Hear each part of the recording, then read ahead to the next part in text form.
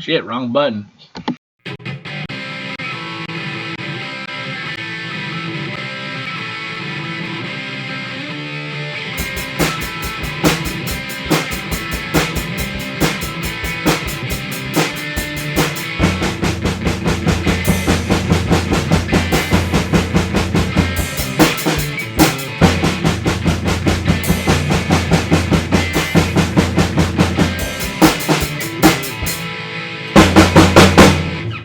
Hello, everybody. Welcome back to another episode of the show. We are your hosts, Colin Peters.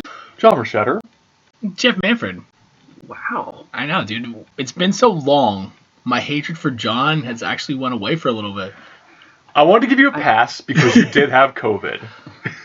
Yeah. I think the most I did that week was literally shoveling that fucking snow we were talking about earlier. Oh, God. Me and Thea were outside. She was playing in it. I'm shoveling.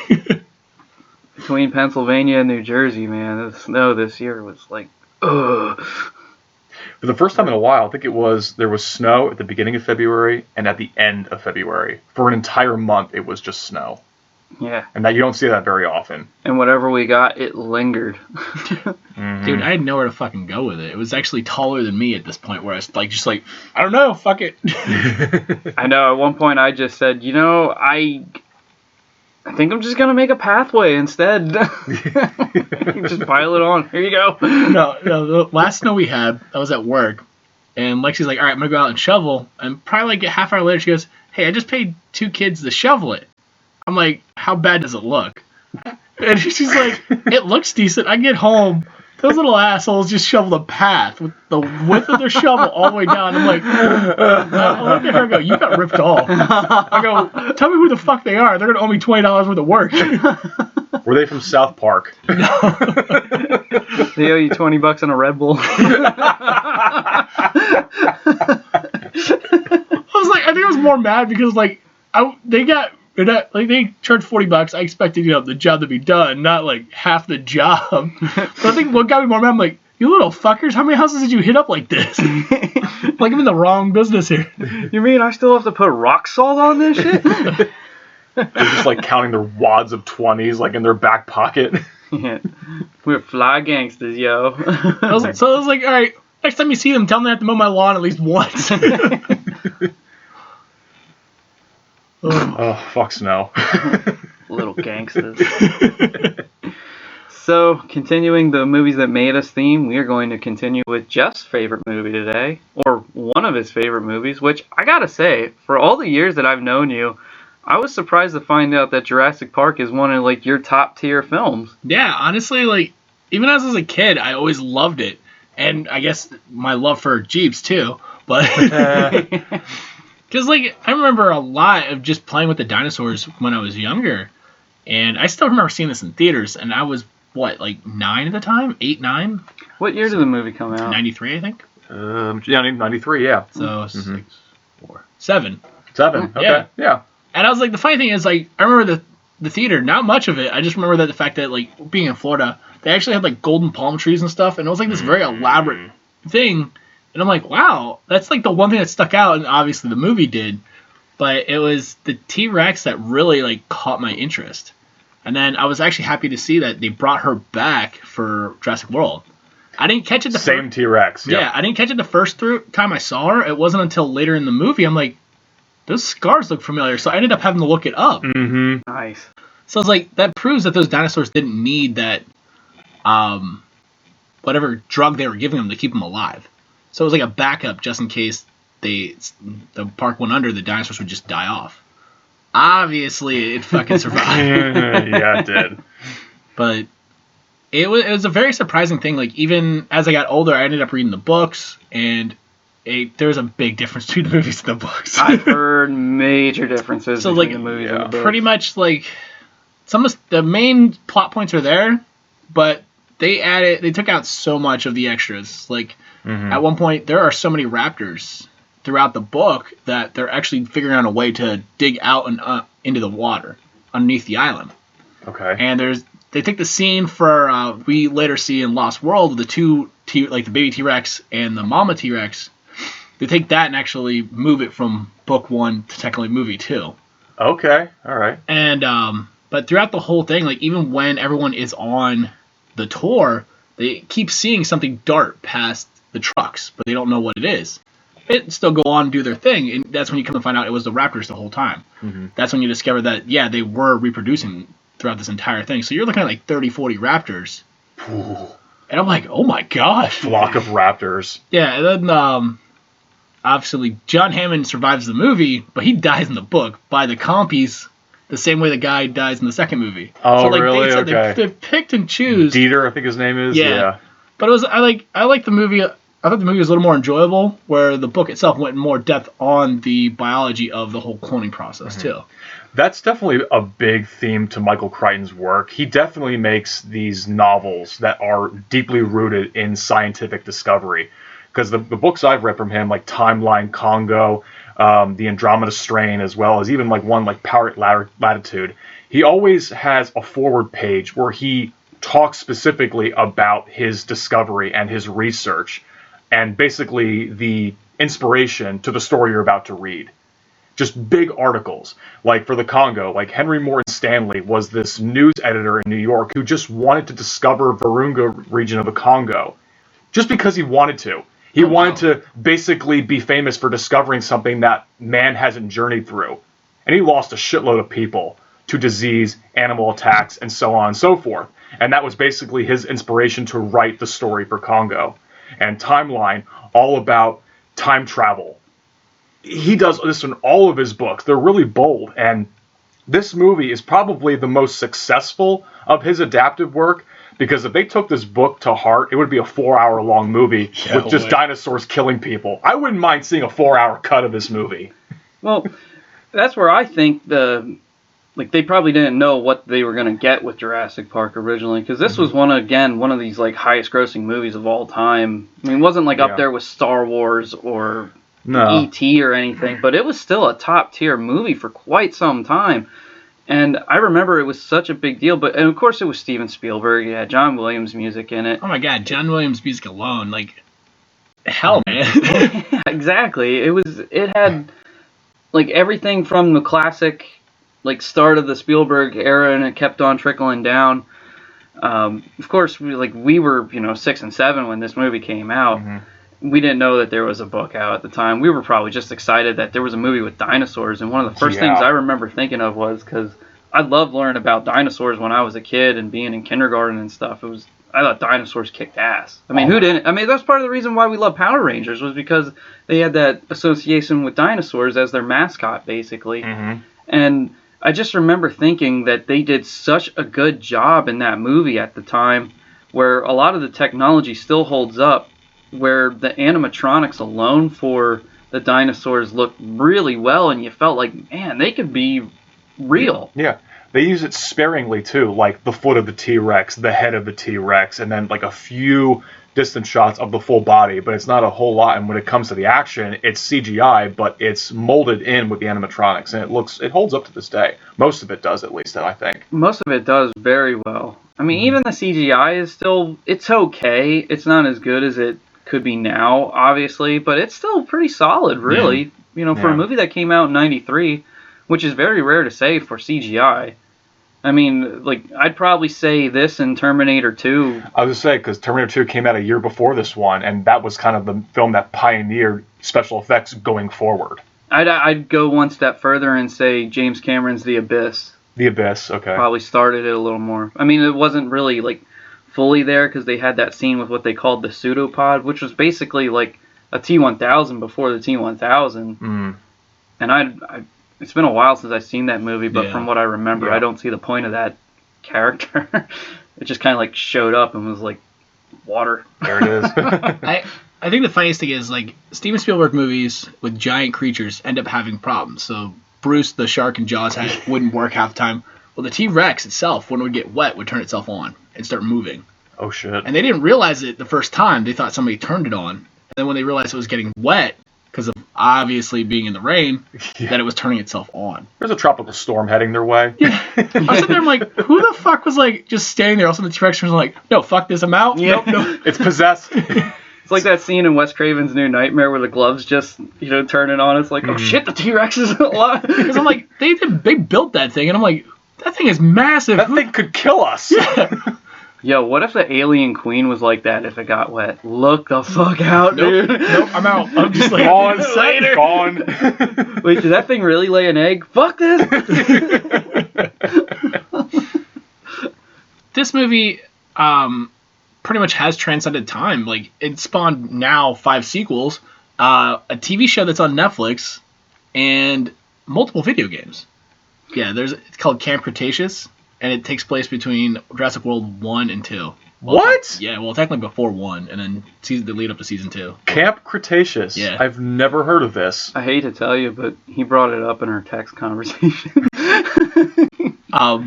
Yeah. There's He so said many Thea text watched it. There's so many I know, text he conversations. I know. You forgot one that I brought up yesterday. And I was like, nah. You did say this, John. To catch everybody up, we were talking about when I was in quarantine whether or not to move forward with this without Colin, because we were trying to figure out a day. And John totally forgot. He said, fuck it, let's just me and John do the episode. I'm like, no. I thought you guys were on crack because what the hell was I thinking? There's no way we can do this without all 3 of us together. I think what happened was we normally record on a Wednesday. You had a funeral. I had a couple of appointments. One for my shoulder, the other one for my skin, and that was on a Tuesday. Mm-hmm. And Tuesday was only going to work for you, so it wasn't going to work out for us, and that's why. That's why, okay. All right. But on the bright side, glad you guys didn't come over, because you would have been quarantined with me. That's true. We would have been. So, it happened for a reason. 2 weeks stuck in the Loomis room in a padded cell? Dude, I watched so many bad horror movies, I'm not gonna lie. I got to the point where I'm just like, fuck it, whatever. Was Sleepaway Camp 3 one of them? No, I've seen that before. I saw that one. Hold on. I watched all 3 back to back when I was in college. And I was like, all right, the first one, I was like, holy shit, that ending is amazing. What the fuck? I'm like, so how's 2 going to end up? They're like, yo, fucking... Those 2, the trilogy as a whole does not need to be a trilogy. The first movie's just fine. I feel like I could have told you that a while ago. Oh, I also saw that, what is it? I don't know, college... 13 years ago. 14 years ago now. Jesus. God, I feel old as fuck. Fuck you, John, and you're making me do math right now. But, yeah. Yeah, going back to Jurassic Park, and like we said about the movie being just a movie and how the book could actually make it a whole 4-hour saga. Normally, when they were doing books to movies, especially at that time, the movie was just going to be totally different from what the book was going to be anyway. Like, Jaws was totally different, for Absolutely. one. And that's normal where they change things up drastically just because it's, 2-hour span, take it, like, the meat of what is more important to tell and flesh out. Maybe, like, add in new characters or take other characters out that you feel like are needed or don't be needed. And then you got this story. And then they probably weren't like, well, if it's successful, yeah, okay, we'll put a sequel in. But now it's also become so commonplace where they expect something that's a book to become so successful into a movie that they already plan out the sequels now. Because the sequels were still kind of there, but they weren't really like mainstay for Hollywood stuff. No. More so in horror than anything. Well, yeah. Dude, it's always going to come back to horror. They are sequel fanatics. Well, you can make them for peanuts and then bring in a profit. Yeah. Phew. Movie producers will continue to do it until the money runs out. That's just how it comes. Or if there's a lawsuit Friday the 13th. Dick. But yeah, speaking of money, this movie, I think if you factor in the cumulative worldwide gross, it was over $1 billion. Oh, wow. It was well over $1 billion. The movie was made for $63 million estimated. In the opening weekend, it was like north of $48 million. And then, of course, it just kept skyrocketing. It still blows my mind that Steven Spielberg made this movie the same year as he made Schindler's List. Wait, really? Yeah, he made a box office phenom and a movie that's so emotionally powerful, some people will say it's probably the top 5 movies ever made of all time. Now, big difference between the two of them, obviously. One is got a lot of rewatchability. The other one, you'll probably want to go to bed early after watching it. And one time is enough. Yeah, Schindler's List is sad. Yeah, It's incredibly sad. Like I said, it might wreck your day. That's why I said, I'm going to go to bed early. I can't be up for this right now. Good night. Yeah, it's good Liam Neeson's in it, at least. Give you something to smile about. But, like, who does that? Like, what director out there can make the two game-changing movies that have basically just impacted us to this time? Spielberg's in a camp of his own. I mean, he really does have his own staple on things, and he's transcended a lot within the film community. And the other thing about him is he cranks out movies. I know guys like Tarantino, they like to pace and take their time and make what they want to make. James Cameron's another one like that. They take their time and they pick a project and then they go forward with it. But when they do their movies, I mean, like, I feel like Spielberg has some movies that aren't that good. But like with James Cameron and Tarantino, I feel like they really don't have too many bad movies. It's more like quality over, quality over quantity with them. When sometimes Spielberg, he can have some serious duds in there. Like, I, for one, I don't hate E.T., but I think it's overrated. I can see that, yeah. Ridley Scott's another director who just churns out movies left and right. Some of them really good, some of them, not so good. Martin Scorsese, I think he's another one. I also gotta say, I really dig the cast in this movie. Oh, yeah. I was introduced to so many new actors from this. I mean, Jeff Goldblum's obviously probably the biggest name in it. Yeah. Laura Dern, I found out. Wayne Knight was in it. Hello. Newman. In Space Jam, he was, what was his name in Space Jam? He was Michael Jordan's best friend, Stan. Yeah, the agent or something. Yeah. He was fantastic. He was also in Dirty Dancing. Yeah. And oh my God, Wayne Knight was in Dirty Dancing. Jesus. Who played John Hammond? Richard Attenborough. That's it. Yep. Richard Attenborough. And funny thing is, like, his brother David Attenborough does a lot of those nature documentaries.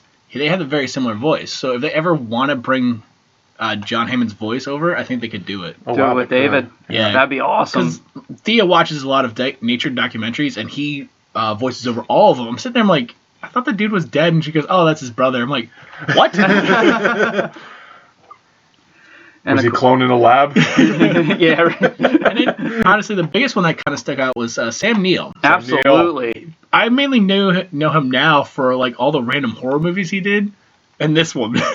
So like you got Event Horizon, you've got In the Mouth of Madness. It's called March Madness. In the Mouth of March Madness. That's why I hesitated, but I just saw that one recently too. That's such an underrated movie. Mouth of Madness. Oh yeah, John Carpenter. Yeah. It's H.P. Lovecraft come to life, basically. But if you watch it, Sutter Kane? Well, the funny thing is, if you watch it, you get a lot of Stephen King undertones. Yes. So, like, if they're using H.P. Lovecraft as like the baseline, and then they start interjecting Stephen King into it, I'm like, there's a lot of like very similarities. I'm like, holy fuck! And I was like pointing this out, like he's like, all right, I'm gonna go back to work. Shut the fuck up. That's kind of why Steven Spielberg wanted to bring Sam Neill in, because he wanted an actor that wasn't a huge big name draw, because to draw people away from what they were watching on screen, he wanted basically someone who was almost a no name, so that it would be more focused on the character and the story, as opposed to, oh my God, I know who that is. He's so famous. He's so popular. And plus, he brings it, man. I mean, I'd say him, and you'll laugh at this, and the T-Rex steal the show. Honestly, I'd even say Laura Dern is an amazing actress. Like, I haven't seen her much past this, and then when she showed up in Star Wars, kind of caught me off guard. I'm like, I didn't know you were still acting. She does a lot more low-key stuff. I think she even had a show on HBO or one of those paid channels. I think Marriage Story, she was in that one Netflix movie. That's where she won the Oscar for Marriage Story. That was a couple of years ago. I think she was nominated for a bunch of Oscars at one point. She was kind of like on that verge of becoming one of those, like, oh, she's so great, but she'll never win one. What does it matter? What does it matter? You just put it in the performance, you're going to be great no matter what anyway. That fucking trophy doesn't mean shit. Who cares what trophy says? Exactly. Seriously. Yeah, Jeff Goldblum being probably the biggest draw, the name draw, because this guy's been going back since the remake of Invasion of the Body Snatchers, where he had that cameo. I was thinking The Fly. The Fly, which came out before this movie. Yes. Buckaroo Banzai. He was in that one with Peter Weller. Earth Girls Are Easy. Dude, Earth Girls Are Easy. Dude, him and Jim Carrey. And was it Marlon Wayne? Yeah. Or Damon Wayne? One of the Wayne brothers. One of them. Oh man, I gotta say, like, rewatch this movie, I can't help but think just that opening scene, OSHA would be having a field day right now. If they were to just be on that island, just with a pen and a notepad, writing down all the things that are wrong with what's going on right now. You've got employees with machine guns. This is a hostile working environment. You've got one guy manually lifting the door up. All it takes is one good charge from the raptor to knock his ass off the device and get eaten. But here's the thing. It's a magnetic lock. Most of it was. I'm like, when that situation, wouldn't you actually have something you should lock into place so that it doesn't slide? Exactly. Yeah. Why rely on electronics to do that for extinct animals that are extremely dangerous? Exactly. Especially raptors alone. As we discovered later in the movie, they're smart as fuck. Yeah. Oh, you've already got one casualty. I'm going to shut you down now. Hence why they sent the lawyer in. Oh, yeah, somebody died, but we're not going to bring that up to him. Just bury his body in the back somewhere. Well, they don't There's have to bury probably nothing left. Yeah, I was gonna say, yeah. they don't have to bury it. It's just, oh, here you go. Bury the That's raptor literally shit. how the movie starts. It's not like a smooth transition. It's like, hey, by the way, we're loading this raptor in its cage. Oh, fuck, man, it's eating people. And it was like... That was scary, too. Yeah, when and you the see that, fadeaway- they just grab that one dude and boom! Yeah, Mhm. and then the fadeaway where he's like screaming shooter and the hand just kind of slides through his arm as he's like trying to hold it off. And then just switches over to the lawyer being pulled over. On the raft. Yeah. I'm like, it was a crazy transition because like as I'm rewatching as I'm older, I was like, damn, they didn't fuck around. No, No, they they did set the not. tone early on that, shit can go down and it's going to go down fast and hardcore when it goes. Exactly. And with the amount of death in this movie, they really did not show much gore or blood. Nope. Which is surprising because you've got carnivorous animals eating people. Yeah. The one thing that does stick out is the bloody stump of Samuel L. Jackson's arm towards the very end. That's probably the most graphic thing. Yeah. The lamb leg. The lamb leg hitting the car, yeah. Yeah, That's better another pork one. chops. But, yeah, and then just going right to, was it Montana, where they're finding that raptor skeleton? Yeah. That fucking punk-ass kid being a smartass, and Alan Grant just tears him apart. That kid was in Nightmare on Elm Street 5. Well, here's the funny thing about, I was say that kid. Everyone has a fan theory that becomes Chris Pratt. Oh, really? Yeah, and I'm Oh my god. like, if that's true, I go, that is the biggest story arc ever. I love it. And I They do should too. do it. My like- mind would be blown right now. Because I'm like, yo, he pretty much talks shit on raptors, and then Alan Grant ends up threatening him, not really threatening him, like explaining what raptors are going to do to him. And then if you look at it in Jurassic World, he's already looking at the raptors coming from the sides. So it's like, if that's true, fucking well played. Well Yep. played, guys. Mind blown. Mind blown. I love it when they do that, though. That'd be, oh my god, that would be perfect. Because he did say he was a chubby kid, and then he lost all that weight. Exactly. Ah, so it's not Chris Pratt being Chris Pratt. That's how Chris Pratt plays everybody. Yeah, that's I don't true. care. Look at Star-Lord, look at the fucking, I don't even know his fucking name is in Jurassic World. Fucking Owen. Owen. Oh, yeah. I'm pretty sure there's another Owen in The Lost World. I was like, fuck, look at him in Parks and Rec as Andy. It's the same character. We love it. We'll watch it, but it doesn't really. Yeah. It'll be this Chris Pratt universe movie. Oh my god. Back to the Jurassic My fucking mind is blown right I know, I now. just like wrecked your day and made it amazing at the same time. You did. But like them showing the technology of that time, trying to read the bones underground, I thought was actually really cool. But once again, you're talking about OSHA. I'm like, did they just use a shotgun shell with two guys standing on a tire? Yeah. I remember looking at that thing going, what the hell are they doing with that? I was kind of curious. Like, I'm not gonna look it up, but I'm like, what is it actually like shooting into the ground so they can read that? It's like a shockwave signal, so they can get digital readouts. Yeah. That's the only thing that really just comes to my mind. Oh, here comes Richard Attenborough. He's got a proposal for you. Yeah. He has to make a grand entrance on a helicopter. And Alan Grant, played by Sam Neill, he makes it clear that he's not really a big fan of kids. So then, Oh yeah, because Laura Dern. Wow, Ellie is pretty much. Oh, if you want to scare the kid, you could pull a gun on him. He goes. talking about They smell. Yeah. They do. He He did. That kid did. I just threatened. Not all kids smell. Some of them smell. Babies smell. Dude, that's actually like one of the funniest conversations, like thinking about it, because he's literally talking like, oh, they smell, they always crying, they're always this. I'm like, no. Yeah. Even I'm thinking, wait, I'm a kid and I'm not like this. And then like you got the crazy old man stealing their fucking booze. Champagne. We were saving that. For today. Yeah. I love the fact that like they get them to go with him. He's like, I'll fund your dig for a full year. I'm like, that's all it's gonna take. I'd be like, Money. Yeah. I was like, yeah, I'd say like 4. Yeah. Money. That's kind of been like the root of all evil in this franchise. Money. Well, if you think about it, he says the line, spared no expense, more than a dozen times. I count at least a dozen. Yeah. Spread at no expense. Yeah. So that is his thing. Like he's throwing money at everything, but the people working on his system. Yeah. Mm-hmm. Oh my gosh. How much is he paying Wayne Knight? Not enough. Yeah, substantially less than he should be, because he apparently is doing the work of 10 people, and John Hammond wants it done quicker. And it's like, yo, I'm one guy, I can't do all of it. Exactly. You could run this park with minimal staff for an entire week and just continue to go on and on from there. Dodson, we got Dodson here. That scene is so stupid, but yet I can relate to it. It's so memorable, though. You shouldn't use my name. And then he goes, yo, Dodson, we got him over here. There's T-shirts with that on there. No. The scumbag thing when he's explaining how to get the embryos to him and this, and he's like, oh, it's real whipped cream if they want to check it. This motherfucker takes it and wipes it on that pie. My brain's going, you fucking scumbag. Mm-hmm. Like, you ruined that pie. Yeah. I expect you to pay for this meal. Don't get cheap on me, Dodson. He's like, Hammond did.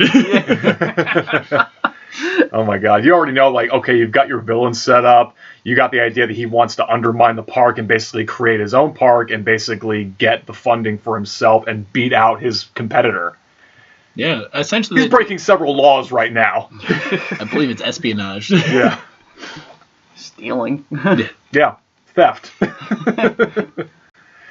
You've got breaking laws to a park that's already breaking several laws right now. There's a lot of law breaking going on, but as a kid, you're like, holy shit, get to the dinosaurs, please. I think that's all we cared about as kids. Like, fuck, I don't care about what they're saying. I just want to see some dinosaurs. Yeah. And, realistically, I probably would have felt like the same way when they first start doing the tour and they're like, oh, Dilophosaurus, and they're like, where is it? Yeah. They've been like, yeah, because, we've all been to the zoo. How many times have, we've been like, where's the bear? Oh, it's behind the cave. Well, how the fuck does that help me out? Where are the tigers, the lions, and the bears? Oh, my. Yeah, they're over there. He's sleeping. They're hiding. Yeah, exactly. It's like, Well, go poke him with a stick. Do something. When in real life, they're feeding. There's too many trees. I can't see shit. Oh, my gosh. Oh, jeez. So, it's like, as you're getting the grand entrance, after the whole Dotson scene, to laugh about that, I'm sorry. Dude, he's still a scumbag. Dude, I know somebody who dressed up as Dotson for Halloween. What? It's one of my teachers. Oh, my God. Do they have to have like a sign or a name tag to let people know that it was Dodson? Who the fuck knows it's Dodson just by the appearance of this person? I don't know. The shirt and the bag would probably a dead giveaway. Sunglasses. Actually, there's another theory, too. Not that it's really a theory. It's everything that Wayne Knight wears is mirrored to what the kids wear in the Goonies. Oh, really? Yeah, if you look at the Hawaiian shirt, it looks like a chunk. You got the raincoat, you've got all the other stuff. And I'm like, yo, I guess Steven Spielberg really was like, hey, I really like to fuck my Goonies movie. Come here, fat boy. But, yeah, if you actually look at it, I'm like, it makes sense. Like, I saw pictures, side-by-side pictures of that, and I'm like, it makes total sense. I wouldn't see why not. Like, absolutely. Dude, the Goonies is a very popular movie. Absolutely, yeah. Especially because it was a Steven Spielberg produced film, too. Yes, it was. Richard Donner made that one, though. Mm-hmm. Oh, yeah. They go hand in hand. But I think once we actually get a grand entrance to the island and the park, like watching that helicopter ride go through the island, when we later find out when we're older, it's Hawaii. Yep. That score that's just pounding in the background. Oh. And I was like, dude, it's beautiful. And I was like, hell, I could see why he wanted to create it to a resort. Mm-hmm. And then you're getting that grand entrance to the visitor center. That thing is massive, by the way. Yes, it is. Everything about the island looked cool. I would legit want to visit it. Check out the visitor center. Check out the brontosauruses that were just like outside, and then the the park itself. That intro where they're like riding up, and all of a sudden the jeeps just stop, and you don't understand why. And then Alan Grant's just like looking like, holy fuck. And he's like grabbing Ellie's head like, look at these motherfuckers. It exists. And then Jeff Goldblum, who you get introduced in the helicopter ride, he's basically the comedic relief. Oh my gosh. Yeah. And he's fantastic in it. The one-liners alone that, like, he goes, that crazy son of a bitch did it. Even just that stupid laugh he does, that.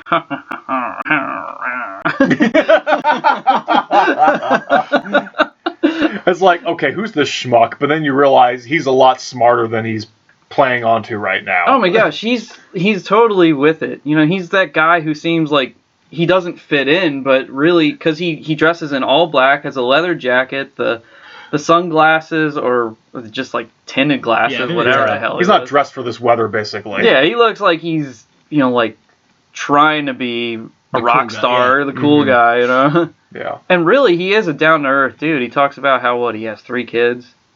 And I think so. And then, like, doesn't he have, like, 2 wives, too? Like, yeah, probably. He's been married multiple times, yes. And he wasn't afraid to sacrifice himself to save the kids and Grant, too. Oh, yeah. He did have that really awesome line when he looked like he got fucked up at one point in the movie, and Ellie goes to see him, and she's like, Ian, are you okay? And he goes, remind me to thank John for a wonderful weekend. Yeah, dude. He really does have the best lines. Oh, hell yeah. Like you said, he is the biggest star out of the movie at that time, so yeah, it makes sense. And he's right. In this entire movie. The whole movie, he's right. But right. He even had the best line about life finding a way. And even Alan Grant talked about how life found a way when they see the eggs and how they were breeding on the island. Like, there's all sorts of stuff, like from the pacing to the movie to everything coming full circle, which is funny now, you talking about the Chris Pratt thing and the chubby kid. Yeah. It's like, I feel like now it's become a thing for Jurassic Park to have everything come full circle and that life finding a way, because full circle and finding a way kind of like correlates with each other. Yeah. And that's a theme of the movie, really. Yeah. Great stuff. And then when they're about to embark on the tour, we get introduced to 2 new characters. You get John Hammond's grandkids, and the one kid is totally a fucking nerd because he's talking to Grant about his books and then his competitors' books, and it's like, after a while, I'm like, dude, this kid's annoying. And the sister starts messing with Alan Grant because of Ellie saying, she said I should ride with you because of wanting kids. And he just like opens the door, just like, get in. Now, if there was like one thing I really just did not care for so much, it's that fucking kid Tim. Oh my god. That little annoying ass little shit Tim. As I feel like he just doesn't do anything in this movie. At least Lex, it's kind of shoehorned in at the very end that she is this hacker, that she is very talented when it comes to decoding and figuring problems out on the computer screen. And she does that at the very end of the movie. I'll get to that later, though. But one thing we kind of skimmed over, and this was almost my favorite scene in the movie. It's that lunch scene. Oh, yeah. It's the lunch scene, and this is where you really see the brilliance of Jeff Goldblum's character coming out. Like, John, you've got this elaborate show that you're putting on. You've got this animation, you've explaining how you're able to fucking make dinosaurs with the DNA from the blood of a mosquito, and then you just use frog DNA to fill in the gaps in the DNA, and holy shit, years down the road, you've got a brontosaurus, you've got a dilophosaurus, you've got a T-Rex all of a sudden. Now, you don't see a problem with this. Don't you? That's why he's like, don't you see the danger that you're doing? Okay, yeah, you fine. You can clone condors and save a species, but they weren't wiped out by deforestation or by building a dam. Dinosaurs had their chance. Nature selected them, and now they're extinct. And now you're playing God. Which you just don't do. Yeah. And then during that whole process, too, even before the lunch, I forgot to bring it up, we get introduced to Dr. Wu, who later becomes the villain of the series during the Jurassic World era. I'm not sure how I felt about that with him becoming a villain. But I think it was more or less it's his research. He wasn't at time being a villain. It was more or less like, well, what can we take moving forward? Coming full circle. Yeah, and it wasn't until later where the military probably was like, yo, we can make this into another asset. And they're like, what if we just did here? Yeah. And like even in technically the book for Lost World, they do have the Indominus Rex. They do? Okay. They do talk about it a little bit. I gotta read the books. Yeah, honestly, you can buy them as a set now because it kind of, you need both to understand all 6 movies. Absolutely, yeah. Because I've read like almost everything by Michael Crichton, but except Jurassic Park and The Lost World. I gotta read those books. But now, did Michael Crichton write all the books? Yeah, just the 2. Because everyone in the book, everyone believed that Ian Malcolm died. And then at the end, there's like a little clip of him going, he survived, but he had a blood infection, so he had to stay in Costa Rica. Okay. So it made it seem like he died, and then later in book 2 was when you discovered what really happened to him. But it was nice seeing like Dr. Wu becoming, like you said, full circle, becoming the villain that he technically really was. Because like, yeah, he was playing God. This was his research. He did all the work, and he wanted to do bigger, better things. Yeah. This kind of reminds me of Riff Raff and Rocky Horror. Remember they say that technically Riff Raff is the one who made Rocky? Yeah. And then Frankenfurter got all the credit for it. And then at the very end, Riff just says, I had enough, and I'm not following your lead anymore. I'm going to take charge now and do what we want. Yeah, exactly. It happens. I mean, even just ego takes over when you're like, yo, I'm the real brain here. Like, why should I be taking orders from you? Yeah. And like even at that moment too, as I like get over what you just saying, like it makes sense. But I'm just thinking like as I'm like thinking of each of the scene, like that scene where they're talking about everything cloning, they're holding a baby raptor, and that's when they discover, yeah, we have raptors. Like yeah, we got introduced to a raptor at the beginning of the movie, but the characters didn't get introduced to the raptor until that moment. You're holding a baby raptor. You're breeding raptors. Yeah. Yeah, and that was just it. They're like shocked and amazed, and they're like, this is incredible. But then when they say, what species is this? And they say, oh, it's a velociraptor. You just see Alan Grant like, oh. Like it went from the highest to highest to the lowest to lowest. Exactly. And that just leads to that one line that he has.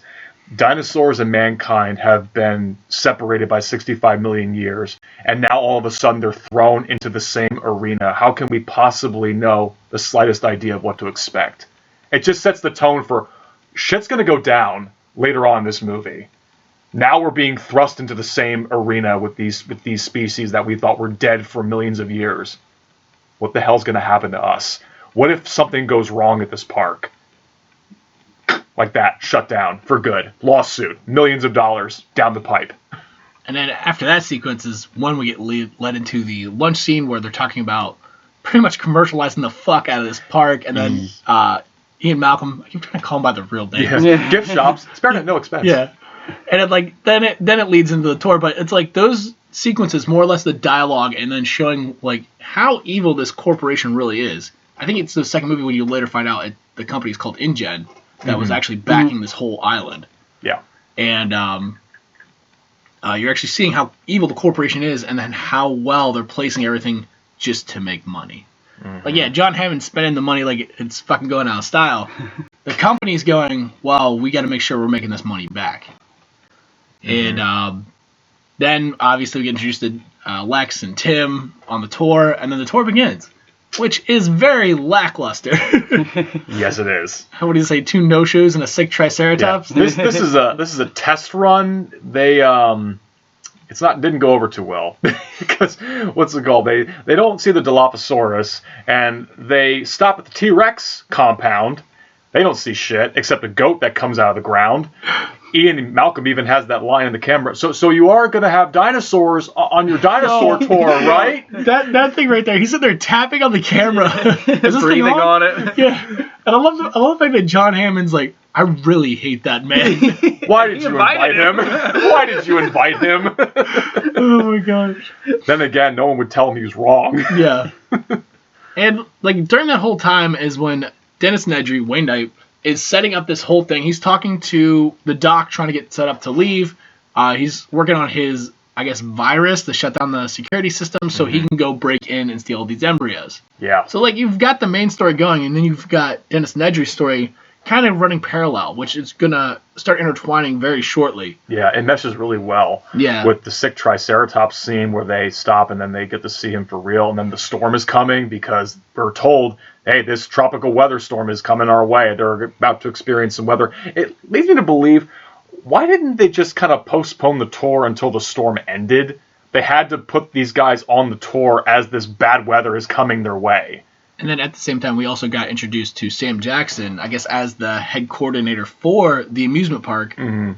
And that's when we start finding about, he's like bitching about stuff that's not done yet. And he starts screaming at Nedry about, why isn't this working? We should add the automatic locks on the doors, obviously, because people are fucking leaving to go play with the Triceratops. Yeah. As I make the motion. That makes is one sense. big pile of shit. Yeah. But that is one thing, when we finally get introduced to the Triceratops, it's sick, and it actually shows, Ellie does know what she's talking about when she's talking to, I guess, the vet. Mm-hmm. Mm-hmm. And she was talking about a certain plant on the island, and the vet's like, no, they don't eat it. She goes, well, we got to see its poop. And then they start talking about the cycle of the plant, and they said every so often the dinosaurs get sick because of it. She goes, well, they're eating it. That's her expertise, is that she's a botanist and she specializes in plant studies, and even going back as far as the Jurassic and Cretaceous period, she knows exactly what the animals did and did not eat. And that's something Hammond did not know about. Yeah. Because apparently she said, you pick these plants because they look pretty, because they're eye-catching, but they're toxic to animals. You got to do a little more research here. I know you're in the early stages of this park opening, but you should be, getting your shit right. Yeah. Speaking of shit, her hands were elbow deep into that. They give her this arm length rubber glove. And she goes shoulder deep in this motherfucking pile of shit to find out what this dinosaur's eating. But we get another one-liner from Jeff Goldblum, who goes, you better be washing your hands. She's a ballsy woman. She'll do a lot. This reminds me, so they later made a Lego Jurassic World game. It has 4 movies in one game. So it's each one has its own park. Ellie's special power is literally digging in shit to find stuff. And it's funny because, as you're seeing it, because she'll jump in head first and then dig through the shit. I'm like, oh my god, why? Why? This poor woman is so smart. You can dig it through a pile of shit. Why are they making her the feces expert? Well, heck, there was that, was it the Lost World game, an arcade game where you sit in a car and you got the guns and you're just shooting. At one point, there looks like there's a Bronto or a Brachiosaurus and it's taking a shit and you gotta shoot the asshole. Come on! No, I'm serious, dude. It's in the second level too. Oh my god! You shoot the dinosaur in the asshole. You see it that is a mean thing to do. And if you don't, it attacks you. Oh. A brontosaurus attacks you? Yeah, because it has those dots that you gotta shoot. Oh, okay. While you're shooting it in the ass while it's shitting. I was like, is this for real? Fuck it, You're on crack. Jeez. But it was. Oh, God. At this moment, this is where Ellie leaves the group, and she stays with the vet so he can work with the Triceratops. Everyone gets back on the tour because the storm's still coming. Yeah, it is. So it's here. It's basically there right now. You can see it in the background, the clouds are starting to well up, and they're getting darker. And then they're I think it's actually the lawyer who's hey, all right, guys, it's time to go. Because he was a pussy. The lawyer was such a pussy in the movie. Of course. Coward. Absolute coward. So that's when the storm starts hitting in, and they're driving back. They're going right past the T-Rex. Wow. Pen, cage. Wow, whatever. Yeah. And at that moment is when Nedry starts his virus. Because he's got to be at the docket. I'm looking at my watch it's going to fucking tell me the time. Yeah. By 7 p.m. Is Dawson going to talk to you on that watch? We got to go. So he's all right, he starts it. He sets the timer on his watch.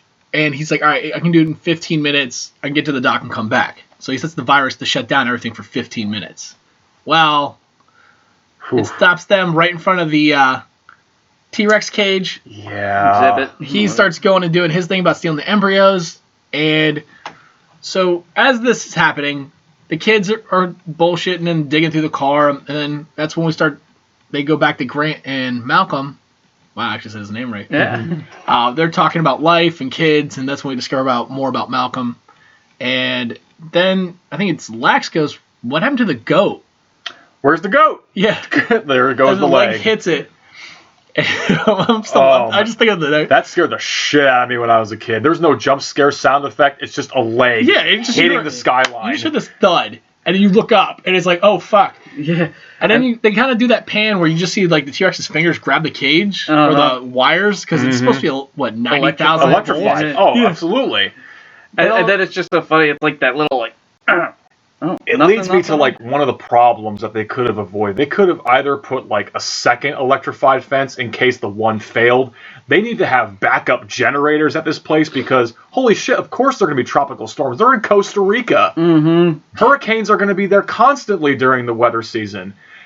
And also you got to wonder, why are they on the same level as the T-Rex? I saw a YouTube video where they had a pretty good idea where you should basically have the cars on top of a huge ridge. All the dinosaurs are hundreds of feet down below. You look down and you can see the Jurassic Park and you can see the animals down below. That way, you're on higher ground. There's no way they can reach you. Now, you're in a car. Some shit goes wrong. You're on their lane.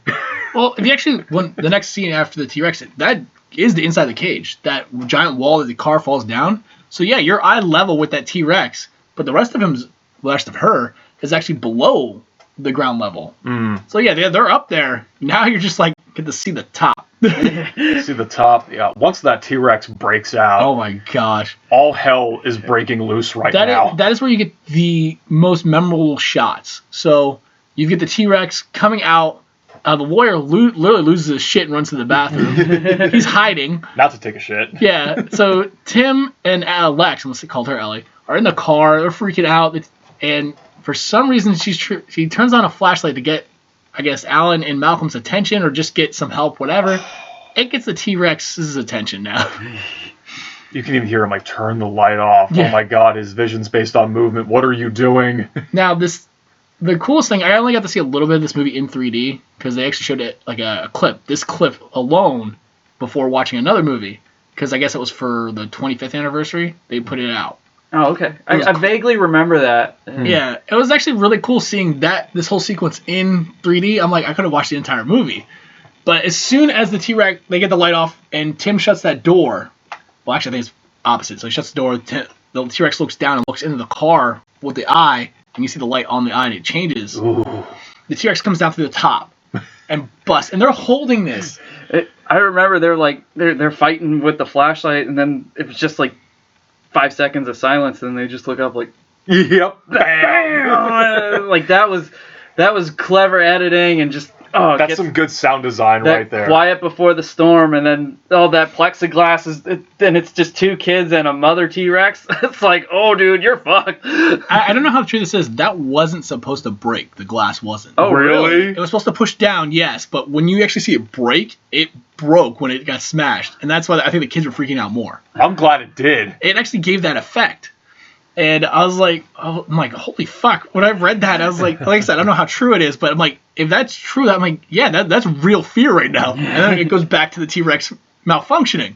It's wet. It's wet. Oh shit. But that whole scene, it breaks through. Seeing that in 3D, you felt like you're in the car. Yeah. So you're holy fuck. I think I even went like this, it's coming down. And it's kids. You feel bad because it's kids, and then the T-Rex is just nonstop attacking that car. It's flipping it around. It's pushing it in the mud. Oh, I know. Flip the whole car upside down. They're getting cut and scraped up by the glass and just the debris inside the car. Then finally, Alan Grant, oh my god, this car has flares. And then you just get the flare scene. Hey! T-Rex looks fucking pissed as soon as he sees him with the flare in his hand. That was such a cool shot, seeing the T-Rex from the foreground and then Alan Grant in the background, because you guys know I love hats, and I think the aesthetics of them look really cool. I mean, clearly when you got guys like Freddy Krueger or Indiana Jones, you can do so much with a silhouette or just a look, and the hat just pops out. And when you saw him from behind with the hat and the flare, and then the T-Rex just all big and imposing, that was just such a really cool shot seeing that. I'm not gonna lie, I laugh at the whole scene. It's gonna sound fucked up. So he's getting the T-Rex's attention. T-Rex just stares him down, and as soon as he catches on the flare, the T-Rex just roars at him. I laugh at that because I'm the T-Rex was like, what the fuck you want? Yeah. Well, I also liked it when the T-Rex was like, oh, you? And then he's just like, Hey, I'm still hungry over here. Yeah. And so that's actually pretty funny. So, like, he gets the T-Rex's attention away from the kids. He throws the flare. Malcolm gets the idea of, like, all right, he's doing it. I'm going to do it. We're going to get them way further away. I'm going to play hero. Yeah. And so he's now on the attention of Malcolm. Well, she is now getting on the attention of Malcolm. He goes and runs over to save the kids. And he starts screaming, throw the flare. Well, he continues running after throwing the flare while he already has the T-Rex's attention. Oh, This is where we get him running towards the same bathroom that the lawyer's in. And pretty much, I guess he, like, gets clocked. The T-Rex hits him, or trying to bite him at the same time. That's where he gets the... he gets the leg wound. He kind of, like... gets thrown through the fucking bathroom. Yeah. Almost like he just kind of... the T-Rex head collides into Malcolm as he makes contact with the bathroom, and he just gets thrown from the... He might have, like, got his leg broken or something. It looked like it was an attempt to attack him, but because, you know, he's hitting, like, immovable objects. It'd be really even funnier if Ian Malcolm, this was all part of his plan to get the lawyer killed. Yeah. So then we get that very iconic scene of the lawyer sitting on the toilet, and he's standing there up the T-Rex, and, like, the T-Rex just doesn't even hesitate, just goes, oh, food. Yeah. Chomp. Yeah. So then Alan's getting the kids out of the car, and then Timmy's actually stuck because the seat got compressed onto his foot. Mm-hmm. And they're in wet mud now, so it's just, like, sinking. Ugh. And then he gets Lex out, and he's fighting with Tam. All of a sudden, she just starts screaming because, well, the T-Rex is back. And then we get that sequence of the T-Rex kind of pushing on the car, trying to get them away from the car so I keep trying to say him. She keeps trying to eat them. And then she says, fuck it, and throws the car over the embankment. But that's actually a pretty cool scene, too. Like, I feel like this whole sequence is really intense. And there's a lot of, like... It packs a lot in there, like, from memorable shots to the characters, like, all playing a part. You know, there's, like, nothing really wasted in the whole scene, because, I mean, we're spending so much time on it in the episode right now. Yeah. Because, like, really, after this, you just kind of, like, bit part it then, and you go, okay. However, in my opinion, the most terrifying sequence that still kind of freaks me out is, I want to say Newman's encounter with the Dilophosaurus. Okay. You think it's all innocent and playful, like, oh, stupid dinosaur, stick, stupid, go fetch the stick. When he gets that corrosive slime thrown in his face, I can't, almost like I had to look away. Like, I can't look. Like, I just imagine, like, his face melting. I imagine, like, shit really going down. Even though as clumsy as the guy is, he's got some poison acid spit in his eyes right now and trying to get away from this thing, only realizing it's in the car with me right now. It wasn't even that was scary at first. It's just when he turns around and sees it again, and then it has that, like, umbrella neck or something, and you just hear the noise, and it's screaming at him, and you're like, screeching. Oh shit, this isn't a nice happy dinosaur. This isn't an herbivore. This is a carnivore that wants to eat me. That's actually happens around the same time. So, like, he's getting fucked because of his own stupidity. Mm-hmm. They're getting fucked because of his stupidity. Yeah. And his can of Barbasol with the embryos, let's just say it gets lost in the mud forever. Now, does that ever come back into play in the other movies? No, but it does come back into play in a game later. It does? Yeah, because the company that wanted it, there's actually a tracker on it. And... See, I always thought there was something like that would come back into play in the other movies going forward. The can of Barbasol, because it has intact embryos inside. I don't know if it said, like, there's a cooling system that can keep it cool for so long, but if it's over a prolonged period of time, the embryos would just expire and die out. I forget. He does say that it does have a cooling thing. I want to say 18 hours altogether. 18 hours, okay. So, it makes sense, but like I said, the only time I actually heard about the can again was in a game, and it was the company going back to the island to get it. Okay. Because, like, it has a tracker, they found it, but... They find his car, they kind of like, oh, there's the remains of him, and let's kind of scour the area, like police line this entire area in case there's something else we're missing. Pretty much, like, in the book, like, he gets ripped to shreds. Like, the Dilophosaurus eats him from the inside out. And I'm like, yeah, when I read that, I'm like, I would have loved to see that as a horror fan, but I'm like, now I understand why. That was a horrifying scene, though, still as a kid. Yeah, watching it, the truck rock back and forth, he's screaming, you can hear the dinosaur doing what it's doing. Like you said, the umbrella neck. Yeah, they didn't have to show gore in that scene. No. That was just enough to make you go, oh, you knew what was going on in there. Did you really want to see that dinosaur the first stop at the tour? It would have probably made you a chunk in your pants. You know what? If you take notice, even when they go by it, I think it says keep your windows up for that reason. He'll spit at you. Yeah, it's like when you go to the zoo and you see like the camel exhibit or something, and it's like, oh yeah. Because they will spit. You're going through like the monkeys. Make sure the windows are up because monkeys are violent. Oh my god. Chimpanzees are stronger than you think. Oh yeah. Yeah.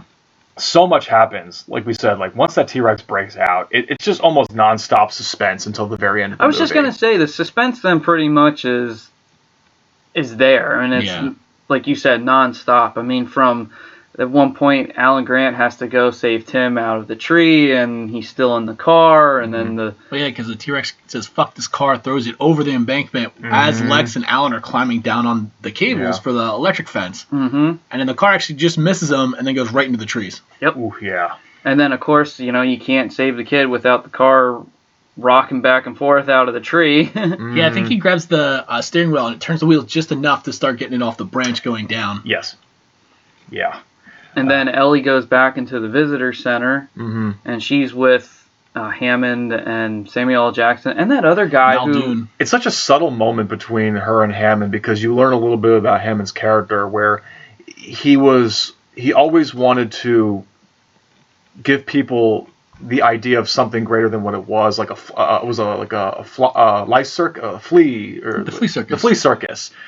He's like he was always attracted by that as a kid, and he wanted to give people something that wasn't an illusion. So you kind of learn more about him as a character, which it's such a tiny little moment in this suspenseful sequence from the T-Rex breakout to the end. But it's a very memorable scene, and I think you need to have like little bits here and there, and then they decide to shut down the system and undo what Wayne Knight did. That's the only way to kind of get things back on track, sort of.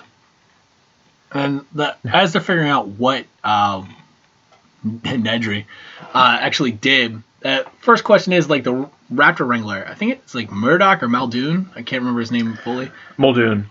Okay, he's like, are the Raptor fence is still on because he knows that those fuckers are smart as fuck. Because even earlier in the film, I forgot to bring it up. I had someone die in my arms. Well, that and when they show them the Raptor pen, it's the very almost 2 foot deep concrete with a little bit of electric fence on the top that it's like really high. And don't they lower a cow into that? They and then do. Just see when it comes rising up that like even the chains and the destroyed beyond repair. And he was stating that the Raptors are that smart that they used to have normal fences and they would keep testing the fence for flaws till they figured out how to break out.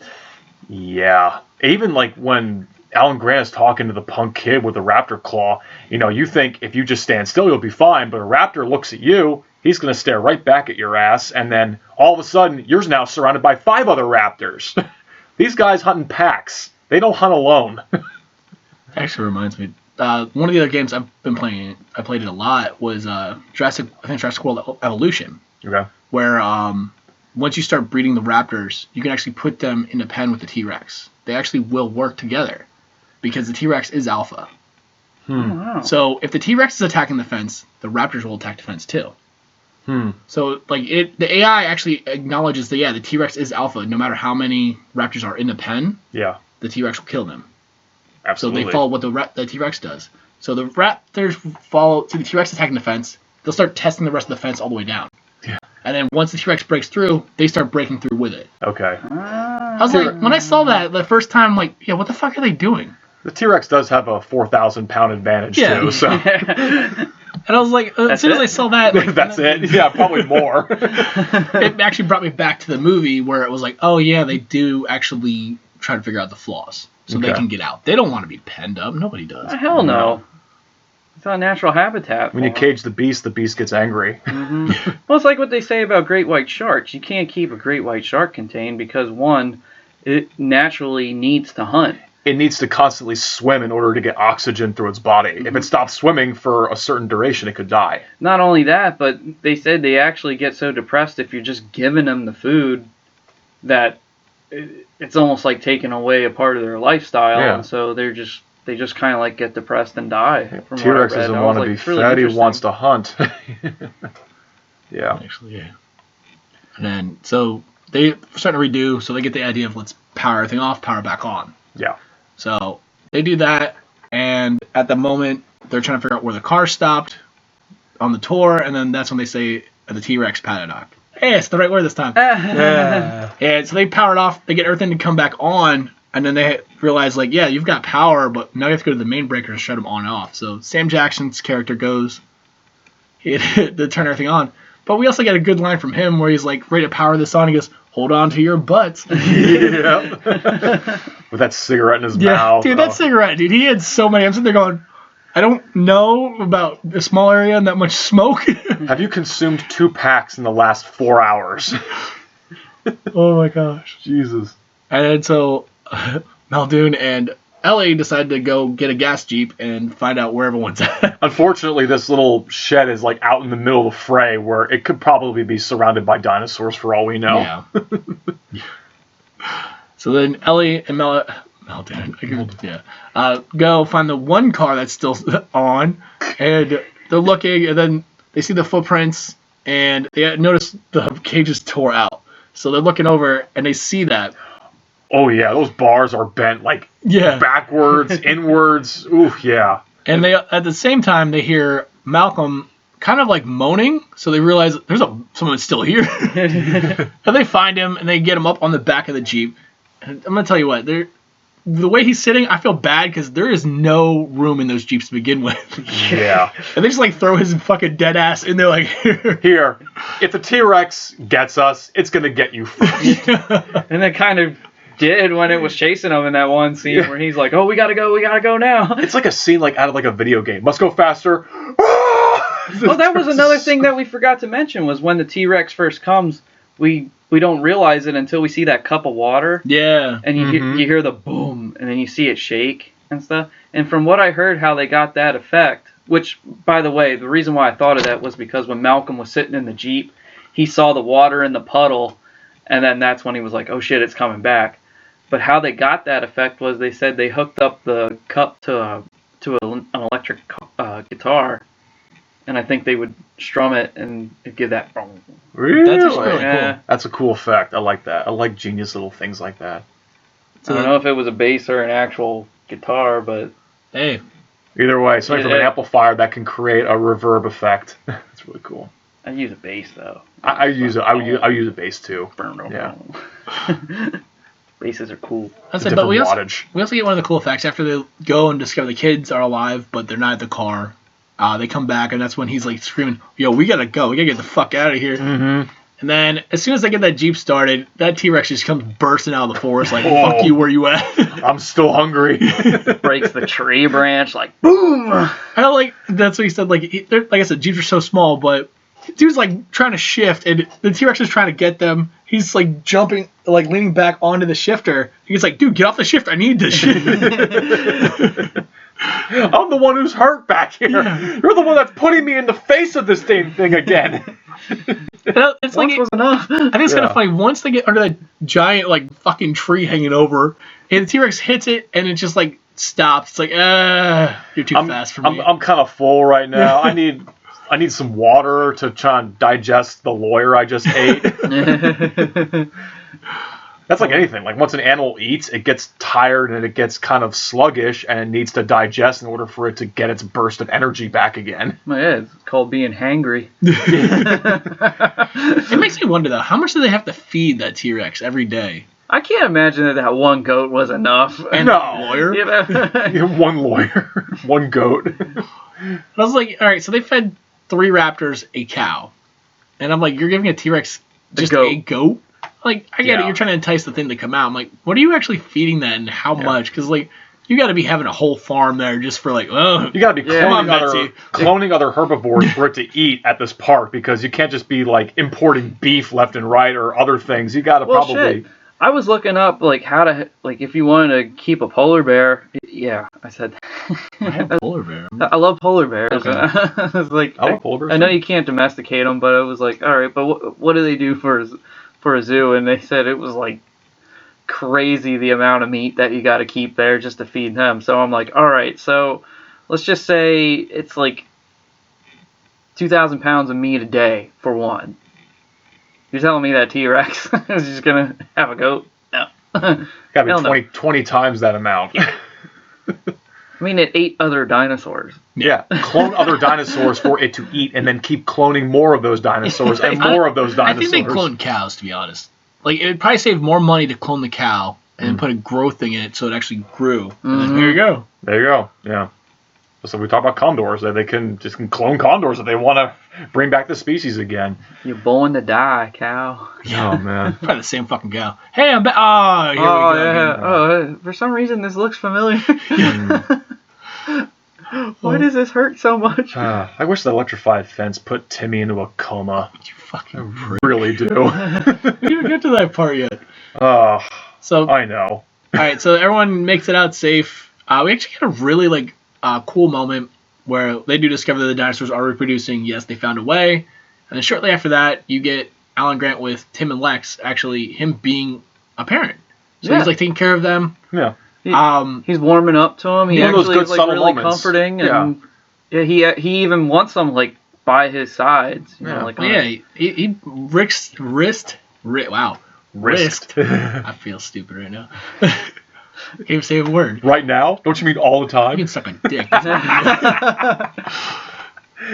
So he risked his life to save them, and he's like, I feel like he felt responsible for them. Like, yes, I gotta protect these kids at any cost.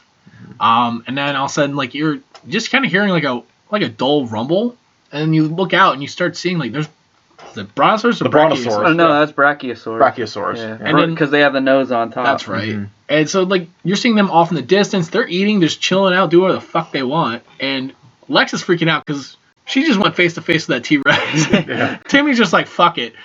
I know he's all excited. Yeah. I know what this dinosaur is. He's not going to eat us. He's just going to eat plants and trees and be cool and huge. Yeah. And they're petting it then. Yeah, I know. That was the coolest sequence because she's freaking out. They're getting its attention. Yeah, he's calling out, doing the brrrr, and they a couple more even pick their head up like, hey. Oh, fuck this guy. No. What'd you call me? Yeah. Did you call me a monster? I'm pretty sure Lexi just called me a monster. And then we get that really funny sequence, they're petting it. All of a sudden it kind of leans back. You're like, what's going to happen? All of a sudden it sneezes all over her. That girl's covered. Oh, yeah. Oh. And they never show that she washes it off I think she just kind of wipes it off ugh.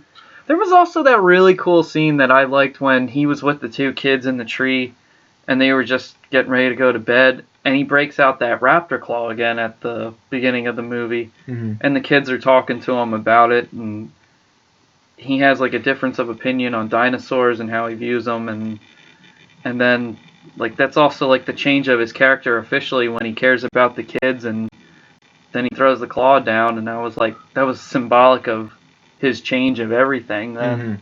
Well, that and the bad dinosaur jokes. Yeah. I was dying. I was like, dude, this is so bad. I'm like, Tim, I hate you so much, but those jokes, those are some fire right there. Fire. I wanted to be that kid in the movie theater when I saw that movie. I want that claw. Can I please have the claw? He's sick. Oh my gosh.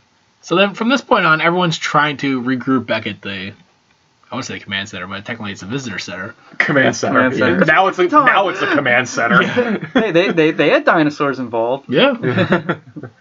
They got to break out the heavy gear, the shotguns, the machine guns, whatever it takes, because holy shit, these, they said before, whether you're a herbivore or a carnivore, these are dangerous animals that will defend themselves if need be. You should defend yourself right now.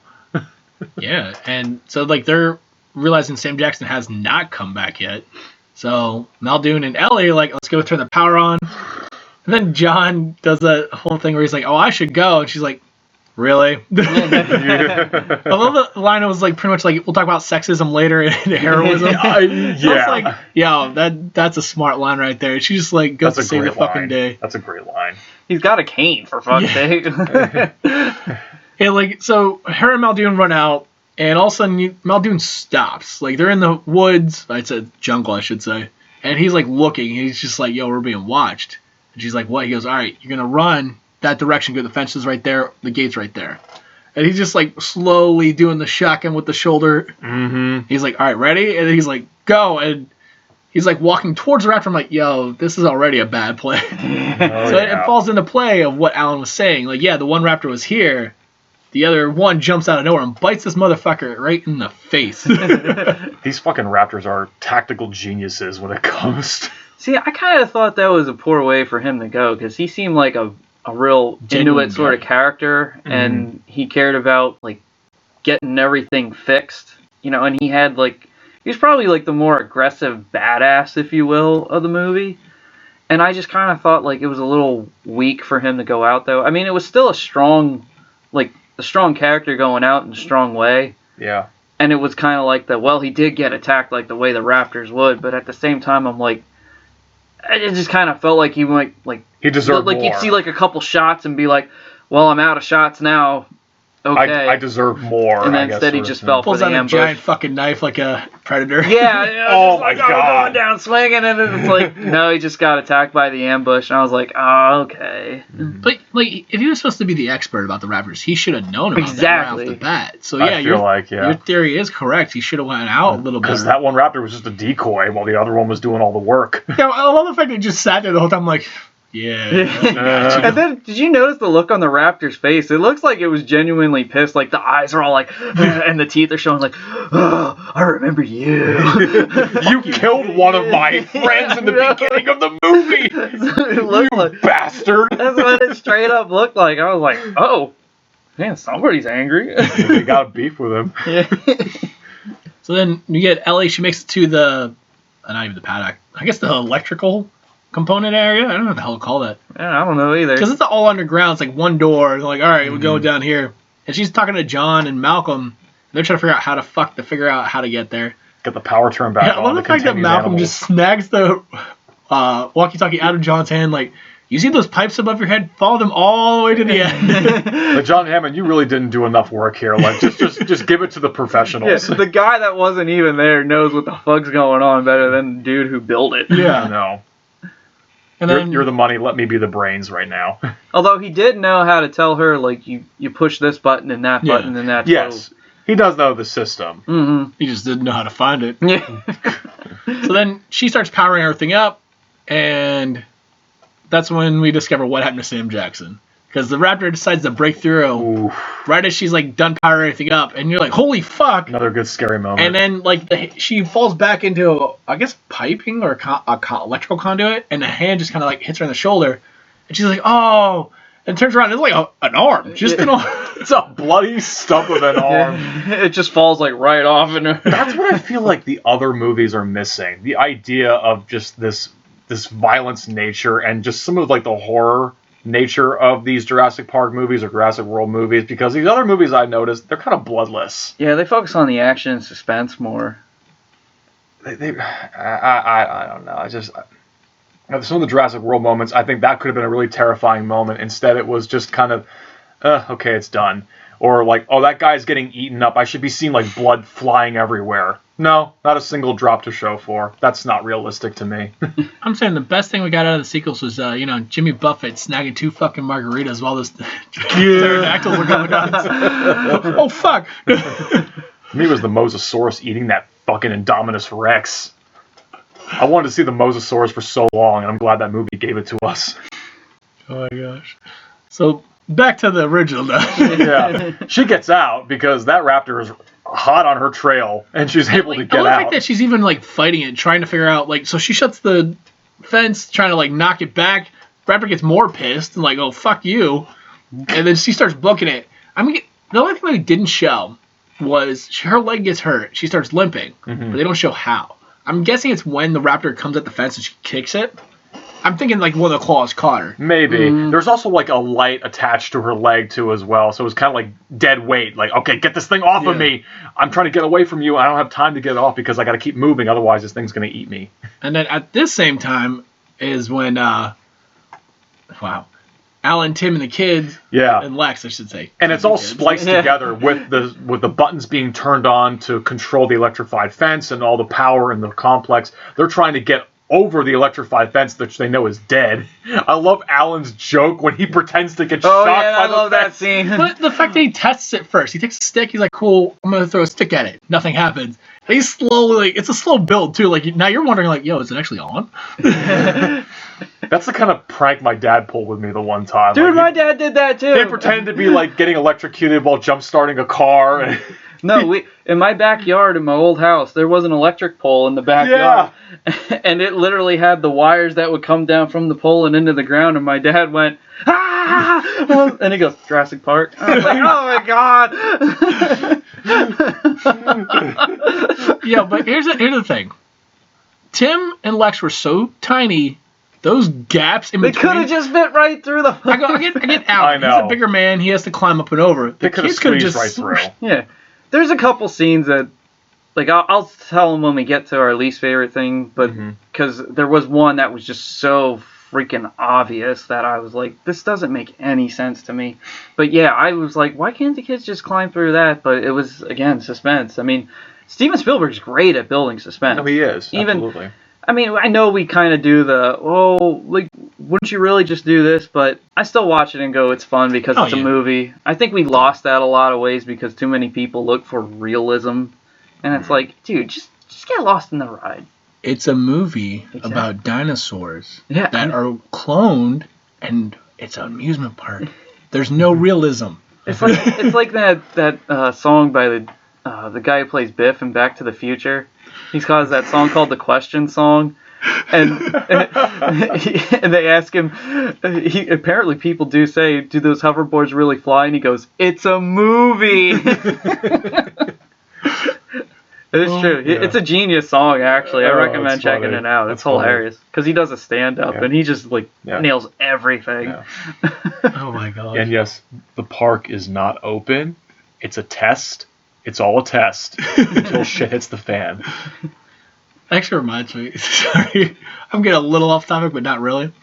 So when Jurassic World was coming out, they put out a website for the park itself. So you could go to it, it'll tell you Tyrannosaurus Rex feedings, you can actually view the feedings, temperature, time, whatever. And like it had it all set up perfectly, like the way, and then you could buy your tickets to the park itself, which were actually movie tickets, and then you could. It was just cool the way it's set up. That's all I could think of, like when you're talking about it's all a test. Like, yeah. So then now back to what we were. I'm like, wow. Little Timmy gets electrocuted.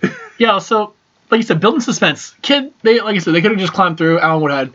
So Lex and Alan fucking scale it like it's nothing. Tim's just. I'm guessing he's afraid of heights because like as he's going, he's taking his time. He's got to be. And when he gets up and over is when the lights start flashing, like it's about to turn the fuck on. It's like my brain's going, just jump. Well, he kind of does after. And I was like, he's like starting to drop quickly. And also I thought he was gonna jump, like thinking about first time watching it. And then all of a sudden he gets like halfway down, and that's when the power hits.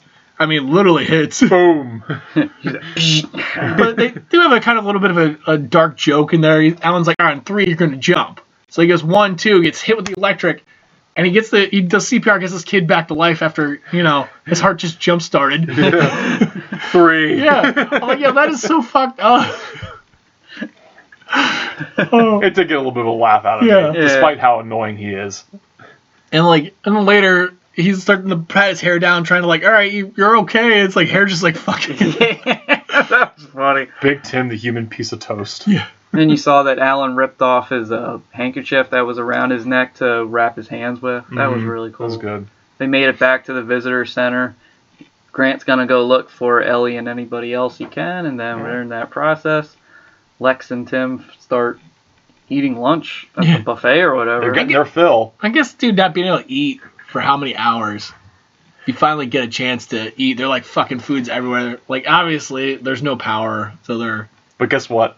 Someone else is about to get their feed pretty soon, too, as you see that shadow of the raptor.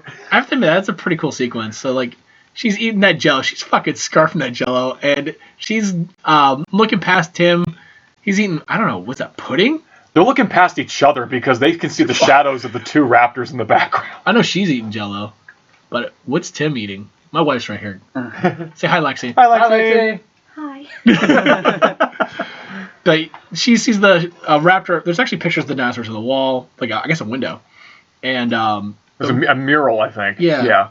And then all of a sudden, like the shadow matches up of a raptor on the raptor, and then Lex starts losing her fucking mind. You see her shaking, and I guess she's trying to like communicate with Tim while being scared, and he's like, "Oh fuck." Well, they're not the only ones communicating. So is the raptor calling out for help, and then you see the second one right behind them. Honestly, like I said, back to like that's a very intense moment. Like the raptor's chasing them into the kitchen, and they're trying to hide and almost like trick them into getting the fuck back out. Well, they locked the one in the freezer. Yeah, the dumbwaiter, and then the reflection of the dumbwaiter off the metal, the raptor just goes head first right into the door, thinking, "Oh, I just got a free meal." Oh, it was an illusion. And I watched the movie several times now, and I'm like thinking about that whole moment, and I still think like, "Oh fuck, is she gonna get eaten?" Every time, because like you're thinking she's like, you see the sheer panic of her like trying to pull down. I'm like, I keep forgetting it's a reflection. And they get the one raptor in the freezer, but these damn things are smart. They can open doors, as that one raptor definitely got out of the compound after chasing Ellie. She even says, like, unless these things have a way to figure out how to open doors. Come on, no way. These things aren't smart enough to do that. I love the fact that like once they get out, they meet back up with Ellie and Alan in, I guess it would be the command center because it's all computers, and that's when they do say the raptors can't open doors. And then all of a sudden you look up. Raptors in the fucking window, like, oh yeah, by the way. Oh, we made doors that are capable of raptors opening. Yeah, because they all get together. Ellie, the two kids, and I think it's just Grant, Ellie, Lex, and Tim. Yeah. Yeah, they all get together because John and Malcolm are in the underground. Yeah, and they're getting ready to get into the Jeep to get out and call the helicopter for backup to get us the fuck out of here. This all could have been avoided if you just replaced the door handles with door knobs. I don't think they could open a door knob unless they use their teeth or they just break the fucking door down with their sheer body mass. I think it was more or less like an OSHA thing, so everyone can open the door. There comes OSHA again. So OSHA would be at fault for this. But at that whole moment, they're trying to figure out the computer. You find out Lex is a hacker. She's trying to open up the programs to lock the doors. I've looked at this multiple times. Whatever Ellie is doing is not helping Alan shut that door. I know. I'm just saying. She's pushing up against the door, but towards the inside. So it's right by the hinge. You're not helping him shut that fucking door. You're just like, praying that your body doesn't get smashed from the door and the wall. Yeah. And I'm like sitting there, he was like, get the shotgun, and she's like trying. I'm like, just get the fuck up, grab that shotgun, and go back to holding that door. And this leads me to that one thing about Lex being the hacker. It just seems kind of shoehorned in, like as they're casually walking through the jungle, she says that she's a hacker, not a computer nerd, and that just kind of plays conveniently into the effect of her undoing everything that Nedry's been doing the whole time. I just wish there was some kind of lead up in the beginning of her character where she is computer savvy, she is really smart, or like she's able to do something in the car maybe as it's moving, or oh no, this, and this. She's able to point certain things out. Then it wouldn't feel so shoehorned in conveniently in the third act. I don't know. Because like when you first meet her, she looks like a tomboy. She's holding a baseball glove, playing with a ball. Cap. Yeah. She's got a cap on. Yeah, so you're not expecting it. And then later, like you said, it's just in dialogue that you're like, oh yeah, we got to figure out something for the third act. Bam. Hey, we wrote that she's a hacker. Let's have her do something that's like a hacker. Well, it was a full circle thing too, where she brought it up.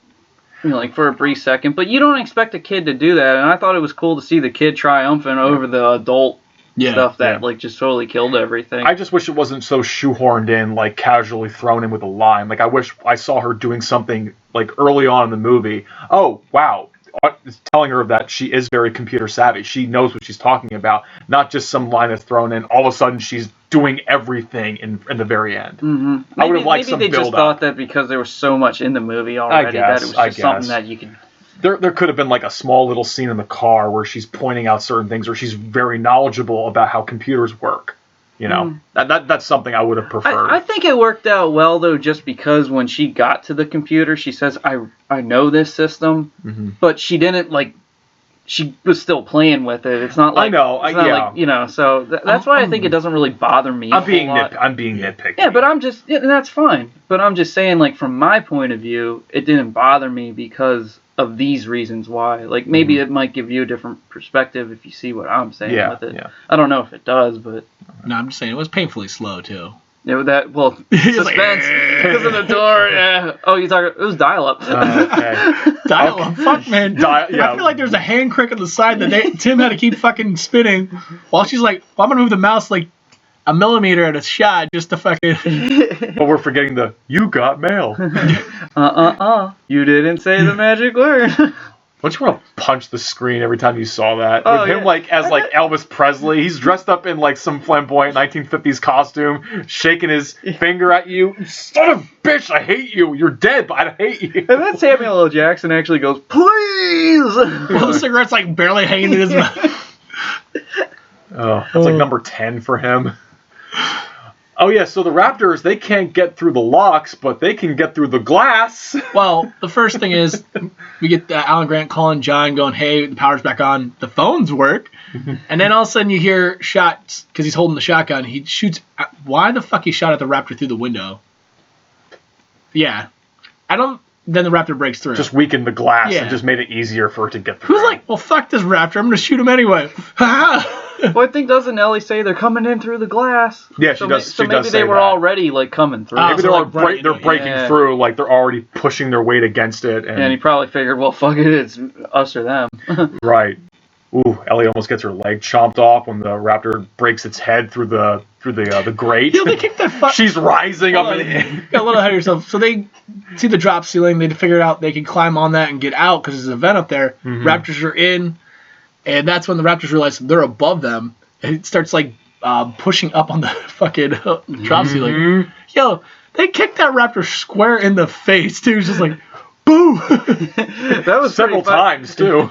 That animatronic Raptor, the look on its face, too, it's like, hey, what the heck? Oh, that kind of hurt. I'm going to eat you now. I was like, And then I remember thinking when I saw a little documentary of the making of that movie, they said that it was actually like a stunt person that was Ellie, and it was the first time they superimposed the CGI face of the actress on the stunt person. Oh, that's really cool. On the vent, and they pulled her up. So what you see when the Raptor's getting ready to like get up and jump up and get her, and they pull her into the vent, that's actually a stunt person. But it was like one of the first times they CGI'd a face on. On the stunt person. That's really cool. Okay.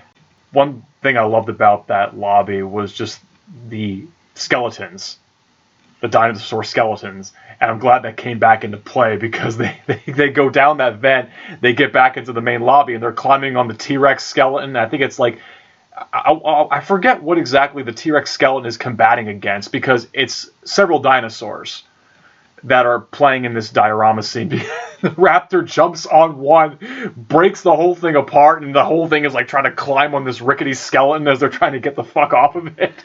Oh yeah, dude. That whole sequence is kind of like crazy because like the Raptors like start coming out and they're like, oh fuck yeah. But that has got to be one goddamn stealthy T-Rex. No noise. You hear nothing of its presence. It didn't break through a wall. It just happened to appear in that lobby and just chomped on one of the Raptors, killing it, and now it's against the other one. How did they not know that T-Rex was in there? They should have oh god, there it is. Well, you think about it, at the moment, you're worried about the Raptors attacking you. There's what, 2 at the moment? There's 2. Mm-hmm. So yeah, like your focus is here. That's what even they made our focus on. There wasn't, we're not going, oh yeah, there's a bigger dinosaur coming through the door. How the fuck did that 5,000-ton T-Rex get in there without anyone noticing? But here's the thing, it went through the door. It was wide open. It fucking knew. It heard the commotion. It's just like, fuck, ooh, free meal. Yeah, I guess it would have gone through the door. Fuck these Raptors. It would have, crouched down through the door. Because that thing would have broken through the wall and the door at the same time if it just threw its whole body at it. It broke that tree when it went after Malcolm and Ellie in Muldoon. This is a concrete building now. The concrete's a little more sturdy. It's a T-Rex. Yeah. But I love how the chaos begins and ends with the T-Rex. It roars when it breaks through, and it roars when it kills the 2 Raptors, and you just see the sign floating down as it roars, echoing throughout the entire park. That's how you know, okay, it's the calm before it's we're done now. Just get off the island. So they're all running out as the T-Rex is having its meal. Actually, it threw that fucking thing into the skeleton. I love the fact that they're running down the stairs. John's already like pulling up in the fucking Jeep. And Grant's like, listen, we're not going to condone this park at all. Yeah. We're not going to endorse this park. It's over. After careful consideration. Oh my That's putting it lightly. Careful consideration. Not to endorse your park. Yeah. Unanimous decision. Oh my gosh. And it's kind of a nice ending too. Like, so they get on the helicopter, they're riding off, and once again, has the kids and by the side, and he's got this big smile on his face. And you can tell, like, they're more comfortable with him than they are with the grandfather. I know. And even Ellie sees it, and he's like, yeah, how about that? Yeah. I like how Richard Attenborough, he's looking at his cane. We got the frozen amber with the mosquito inside. It all started with the mosquito. It all started with it. And that's true. I heard that mosquitoes can hold like blood in their system for so long, even if it's fossilized. Yeah, that was a genius idea to come up with that and utilize that as the cloning process. I thought that was really interesting because then I looked into that and I was like, oh wow. I'm pretty sure that like I said, I've never read Jurassic Park or The Lost World, but like I said, where Michael Crichton starts all of his stories with a forward page about all his research, it had to have been all about mosquitoes. It had to have been all about discovering blood from dinosaurs being kept inside mosquitoes, and if they got fossilized in amber, that was the catalyst for basically the idea of genetic mutation and genetic power. Had to have been all about that in the beginning of the book. But yeah, I just love how the helicopter just flies up and that's the end. Yeah, I love it too. And the fact that he's staring out the window and it's actually a bunch of pelicans just flying. I thought that was actually really cool. Not pteranodons. Yeah, no, it was pelicans. Just the next evolution of what we see, because I remember when we were learning about dinosaurs even at a young age, we said that the ancestors, like what we have now in the world, are still technically related to dinosaurs. Like, how can you not look at any sort of reptile, like especially a crocodile or something, and say it's not related to any sort of dinosaur? Yeah. Or look at birds of prey, look at raptors, look at red-tailed hawks and falcons and eagles. I mean, there's some sort of connection to dinosaurs back then as they mostly resembled birds. Exactly. Look at Komodo dragons. Those fucking things got long tails and huge. They're freaking huge. They look like dinosaurs just right now. Yeah, easily. Like I said, it's an amazing movie. I actually had, the first time I let Thea watch this was right after nap, probably the worst. And she came in at the scene where the T-Rex breaks through the fence. Yo, she freaked the fuck out when it roared. I'm sure she And I'm sitting there, I'm like holding her, I'm like, yo, it's not real. I was like trying to calm her down. It's a movie. And like every time the T-Rex decided to roar, she would like tuck in tighter with me. And I was like, all right, well, wait till everything calms down. I actually shut it off then. Yeah. Because I was like, all right, well, wait till everything calms down. This might be too much. And then like I think earlier this year I tried again. I was like, cool, we'll see how it is. Like, it's showing her that it's fake. I actually ended up buying her a stuffed T-Rex from the movie. And she loves it. So I was like, all right, this is what this is, but on a bigger scale. And it's smaller and it's fluffier. It's not Barney. So she actually ended up watching it with me when we were actually doing it for this. And she was fine the whole time. She actually really liked the raptors. I'm like, of all the things? And then I later ended up showing her the show, which I ended up getting hooked because I was like, fuck, man. I'm always going to love dinosaurs. But I think it was season 2. They have a dinosaur in it, and they actually show the growth rate of the dinosaurs in the show rather than explaining in the movies. She actually fell in love with this dinosaur. And at one point, it starts getting attacked by a carnosaur. She's freaking the fuck out, screaming, no, no, no, no, no. And I'm looking at her, I'm like, honey, that dinosaurs are going to survive longer than anybody else. Because it's like, dude, it's a main character at this point. I know it's not going to die. Like, its name is Bumpy. She'll actually call it Bumpy. Yeah, because I ended up getting her one, like a small one. She'll actually ask where Bumpy's at. She'll say Bumpy, and I'm like, she'll put her hand out. So I was like, cool. It's kind of like seeing like where, like showing the next generation of what these movies could become. And it was kind of nice. Like I said, it transcended time because it's still a popular thing. Like I said, 5 sequels and now a TV show. There's probably another one that we don't even know about. Well, there's Jurassic World Dominion. That's the next movie in the Jurassic World trilogy. Yeah, and then multiple video games. So it's like it's always gonna be here, and if it isn't, then there's something wrong. I love playing the Super Nintendo Jurassic Park game. That was a really intense game. It's like a Genesis one. It's like where it's the side scroller. And the raptor, the T-Rex. You get the different kind of weapons. You get the machine guns. You get the like the plasma gun, the flamethrower. You get like a rocket launcher, I think too. Well, the sequels did kind of like ruin the franchise there for a little while. I'd say Lost World was decent. Like it wasn't amazing, but it was decent. It had some moment. There's one moment that I really couldn't stand. And that was the gymnastics scene with the raptors. I thought that was kind of stupid, but there's a couple good things. Yeah. I'd say 3 was probably the one you're ever gonna hear me bitch about. I'm always gonna bitch about that one, but the CGI for that one really is noticeable. I think there was also like more problems going on with that than making a movie. Because wasn't there like one of those good bad flick reviews on it? Yeah, good bad flicks. And usually they talk about like how there's more to, like they wanted to do more with the movie, and then here it turned out that it didn't turn into what it was supposed to be. And sometimes it's last minute decisions. Sometimes it's like for example, the Crow City of Angels. What we got, like I remember watching it going, I feel like this is a better movie than what it actually is.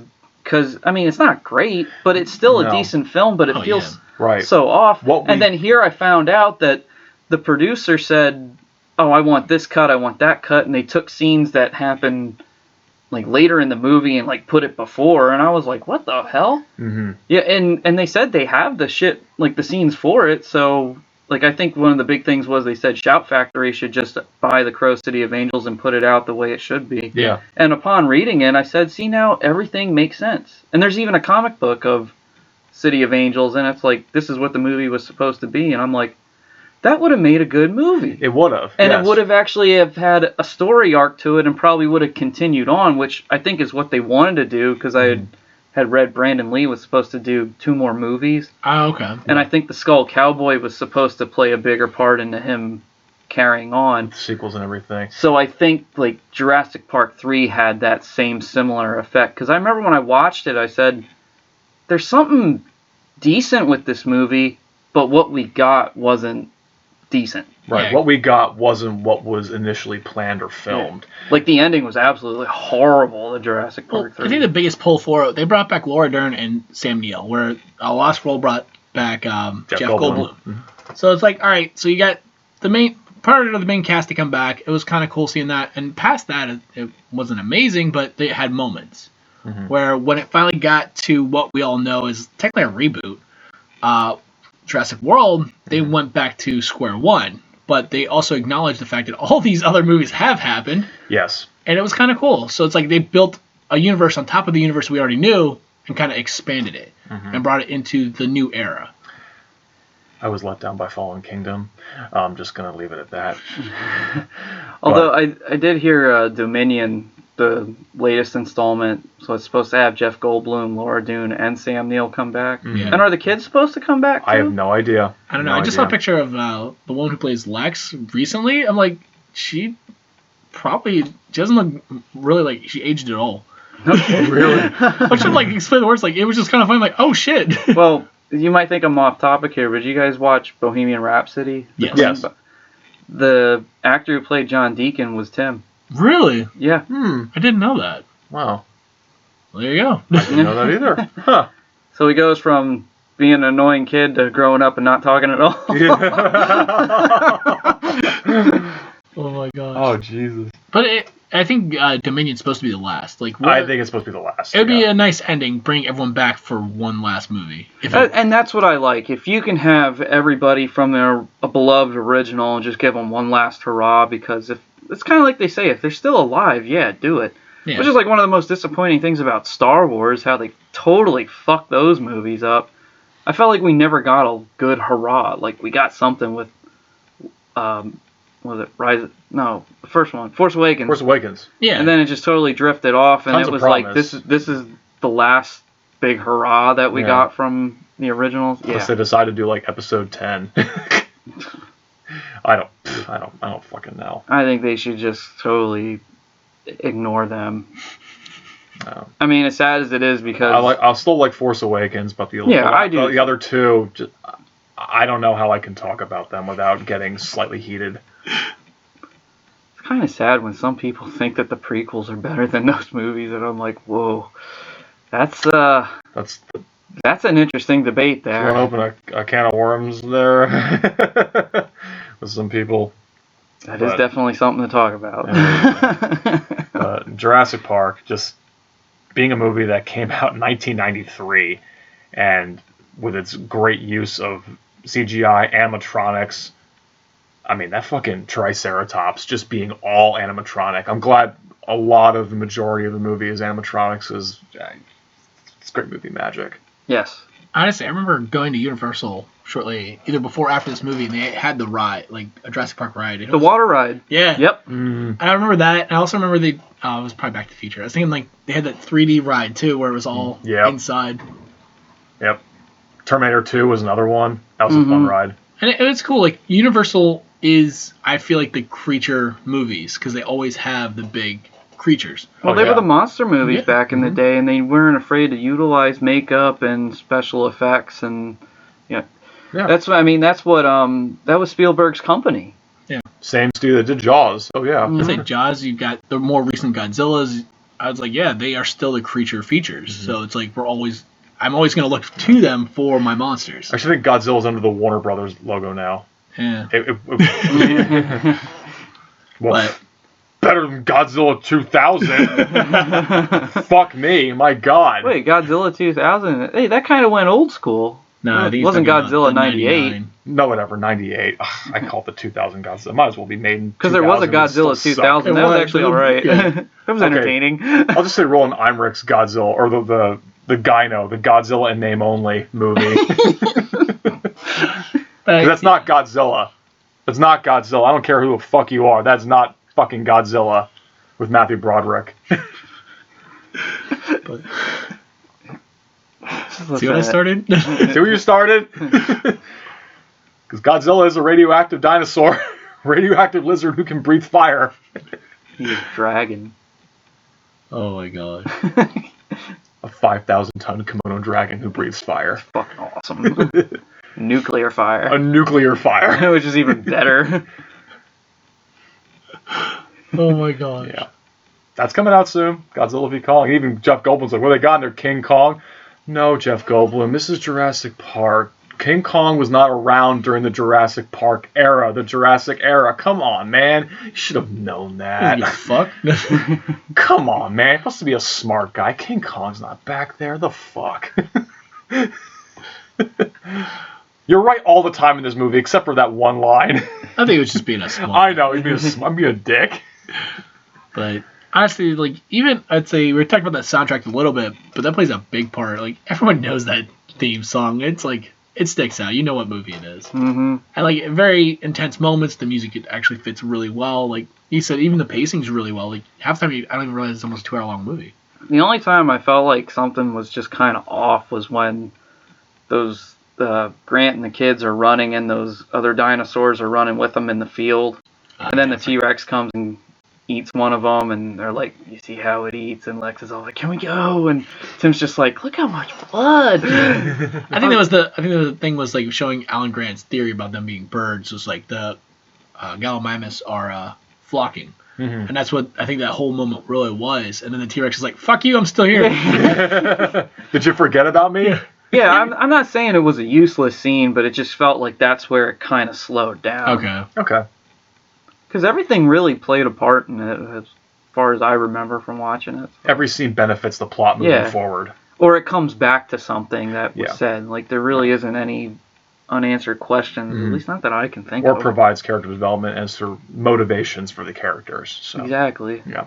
And that's another good thing that this movie gets right that the other movies tend to not get right. Kind of the same thing with Jaws. They think it's all about the shark. No, it's about the characters and the shark and the danger. This movie's about the characters, not just dinosaur action, not just plot moving forward, but it's also the characters that we root for. And the sequels, it's really just mostly it's all about dinosaurs and dinosaur carnage. Fuck right it is. Yeah. Which is why it was so close, that lunch scene was almost my favorite scene in the entire fucking movie. And it didn't even involve dinosaurs. It just involved conversations with everything that could possibly go wrong with this place, and just talks about evolution, talk about genetic power and extinct species. What are we to expect? Almost my favorite scene. Almost. What is your favorite scene? My favorite scene is the T-Rex breakout. As soon as the T-Rex breaks through that non-electrified fence, game on. Yeah, I enjoyed the T-Rex scene probably the most because it had, like what we said, it had everything in that scene. It was awesome. From the effect of the water to the suspense and the build-up. You had some carnage in there. You had the cool shot with Alan and the, seeing him with the hat and the flare and the T-Rex staring him down, the poor kids, and then it's like, oh shit, we gotta save the kids, and Alan kind of like coming out of his shell, and you're thinking, like, he's gonna help him, right? Yeah. Kind of thing. Also, I gotta say, like, I did also enjoy the ending where the T-Rex was the one that saved the day, and the music playing and the banner falling. Yeah. I was like, that was a really cool scene too. Yeah. My least favorite scene, I will say, is when the Raptors showed up in the command center and the shotgun, and it's like, so you're telling me that the shotgun probably holds at least 7 rounds. Not one of them killed a fucking raptor. No blood, no nothing, and you just see all the shells just laying around, and it was like, so the gun was fucking useless. It's a horrible shot. Yeah. I'm thinking, what the fuck, bro? Yeah. Yeah, if I had to pick up. And then on top of that, you hear Hammond on the phone go, don't! It's like, dude, your grandkids are there. What are you saying? Like, don't. No, shoot the fucker. I never knew what he was saying. I thought he was just kind of yelling something that I couldn't make out. Unless I had, like, subtitles. Oh, maybe. On the bottom. Then I would know what he's saying, because they usually get that shit Well, right. It didn't sound like you said, like, go run away. It sounded like something like, oh, no, not my pets. It's like, dude, your fucking grandkids are there. Yeah. Yeah. But yeah, if I had to pick a least favorite scene, like I said, anything involving Tim being annoying, especially in the very beginning. Like, you're annoying. Okay. I second that motion. Touche. That's great. How smart you are. He is annoying in the very beginning. You have to agree with me. I'm not disagreeing with you. I'm just playing. No, he was like kind of a know-it-all, so it kind of like, yeah, it was a little much, but I think it was that annoying little kid that's... Yeah, it was more like a happy-go-lucky, annoying little kid, and he's kind of seeing a hero in a way. Yeah. You're telling me, like, all the people that you met, like, your idolized hero, that you wouldn't be like, oh, fuck yeah! Maybe want to talk dinosaurs with me? Want to grab a soda? Yeah. Can I have a hamburger and a burrito? Why, Jeff? Why 2 separate hamburger and a burrito? Yeah, now I'm kind of curious. I think that was in what was it? American Dad? Oh. When he's looking for a father figure and he goes to like some like specialty restaurant or something, and they say, "Oh, you can make anything here." Like, I don't know if that's exactly what it was, but he says, "Can I have a hamburger cheese burrito?" Oh, together. I was thinking like 2 separate. No, it was like I think it was like all together. Now I understand the genetic power. I know. So it's just a burrito. Yeah. With cheese. Yeah. Birds of Prey breakfast sandwich. Dude, that one. I want that fucking sandwich again. So it's actually hard for me to say like my favorite scene, because I'm like, as you guys are talking about, yeah, those are really good scenes. Like, you've also got the Dennis Nedry getting eaten scenes. I think is amazing just because the way it's shot. Because like you said, no blood. It's just that you've got the Jeep scene where they're getting chased by the T-Rex. So it's like it's hard to say like I don't really have a favorite scene because like I enjoy it that much. So it's like from beginning to end, I'm like I could watch the whole fucking thing. That's kind of like me with Batman. Yeah. Where I said I don't really have a favorite scene because I love the whole thing, but every now and then I might just go on YouTube or just put in the Blu-ray and just be like, okay, I just feel like watching this scene or that scene because I love it all. Like me with Raiders. Yeah. Yeah. That's when you know it's like a favorite movie because you just can't pinpoint one favorite scene. It's like when you listen to like an album from a band that you love and you can just listen to every song the whole way through over and over again. Oh yeah. And like I'm like trying to think of like a least favorite scene. Dude, I can't. Like, yeah, there's like sequences like maybe a little slow, but I think after talking about it, Muldoon's death might be like the most like disappointing, but even then, like nitpicking.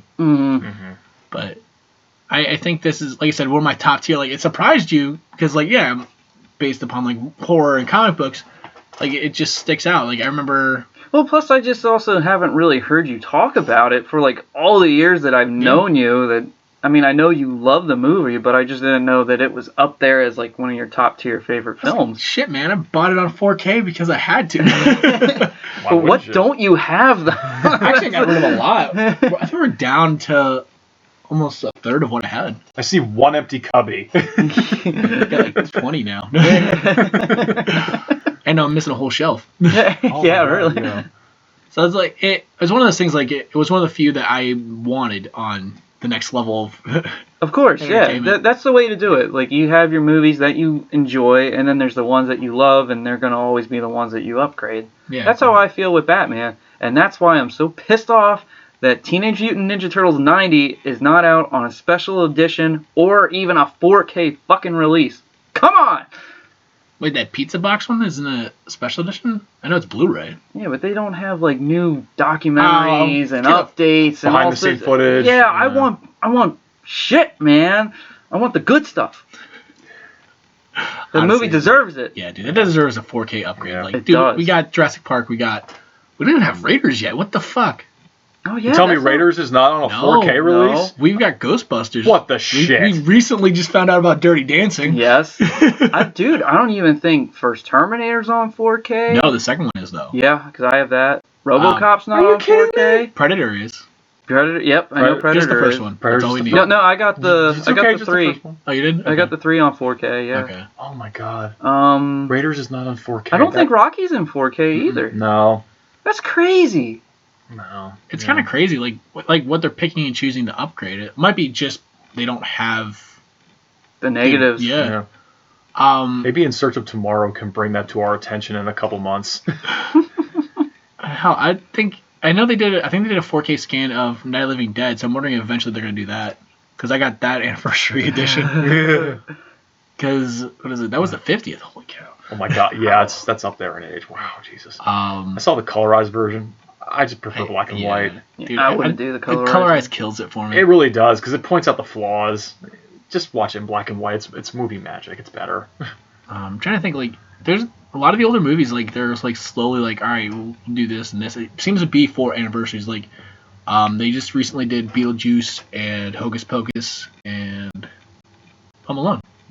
Well, but when Batman came out on 4K, that was another one. Yeah. Which is why I think it was also released in theaters again. Okay.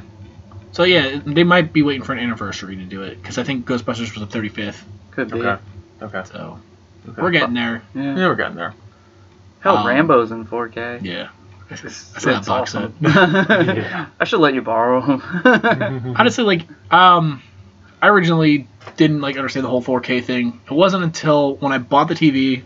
I needed a TV anyway, but well, you didn't need it, but yeah. You got your tax return. Don't lie. I was there. It was amazing. I was with you. Lexi gave you the go. Oh yeah, she did. But like, it wasn't until I ended up actually watching. Like, we saw previews when I bought it, and I'm like, all right, it looked amazing. We were both in shock. It was the Venom trailer. Yeah. So it wasn't until I think it was they gave me 2 free movies from Google, and I ended up watching. I think it was Spider-Man, the new one, and I was like, holy shit! I did not realize like everything it made me feel like I missed. And then so I'm like, all right, now I got to see what else. So I was like, ended up having to buy. Had to a 4K player, and then I'm like, I didn't realize how many movies I already owned that were already 4K, and not knowing it because I bought the steelbooks because I like the art. I thought they were really cool. That's great. Only Good reason stuff. to buy a physical copy at this moment. Yeah. And I had original Wonder Woman on 4K. I watched that. I was like, dude, this is a beautiful fucking movie. So I'm like, what else we got? Yeah.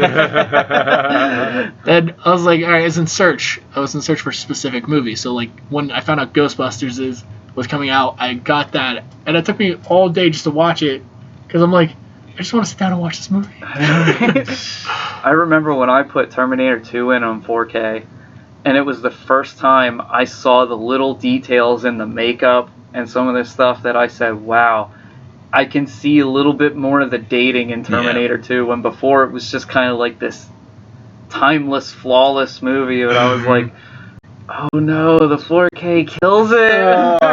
It backfired. Yeah. Mine is Back to the Future.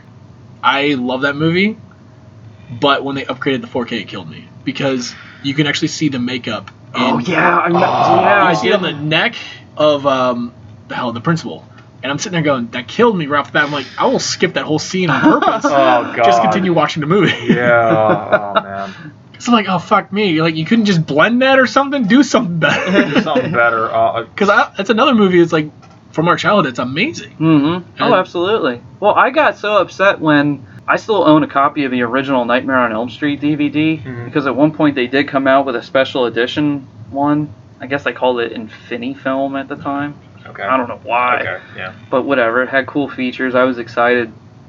Here they put a little bit more of a bluish tint in some scenes. And they also changed there's like a delay of the music, I think. And I hated it because I was so used to so many years of the original Nightmare on Elm Street that they changed it, and I was like, why? They didn't have to do this. They didn't have to add this or change the music from like a second delay or something. No. And I knew it was off. Yeah. So that's why when some people say to me, oh, I found Nightmare on Elm Street on DVD and not Blu-ray, I'm like, yo, get it. Yeah. Because that's actually how the movie is supposed to be, and it's better. Blue tint off down. Like, Blue tint. why? It doesn't fit. That's actually, it reminds me. I'm surprised they haven't done the 4K for Friday the 13th. They did that anniversary. They did the scan of it, but they didn't actually put it out. They did. Because that's the copy I got was the 4K scan, but it wasn't actually 4K itself. Yeah, and didn't you say like the 4K scans are really just like it's like 4K, but it's not? Yeah, it's like a clearer picture, but it's not a clearer picture. Okay. So like it makes it look beautiful, but not to the next level. Like, It's better than Blu-ray, but it's not. yeah. Okay, gotcha. But you can play that in. Oh yeah, dude, it up converts it. Yeah, I was gonna say you can play it in a Blu-ray player though, right? Yeah. Okay. But the funny thing is, That's like, good. noticing a lot of shit with that. It was when I was watching Ghostbusters. Like, I felt like I was literally a window was there and I'm watching. And I'm like, this made me feel awkward. But yeah, I'm curious to see like what they're gonna go with. Like they said, even I'm gonna go back to our topic we were originally on.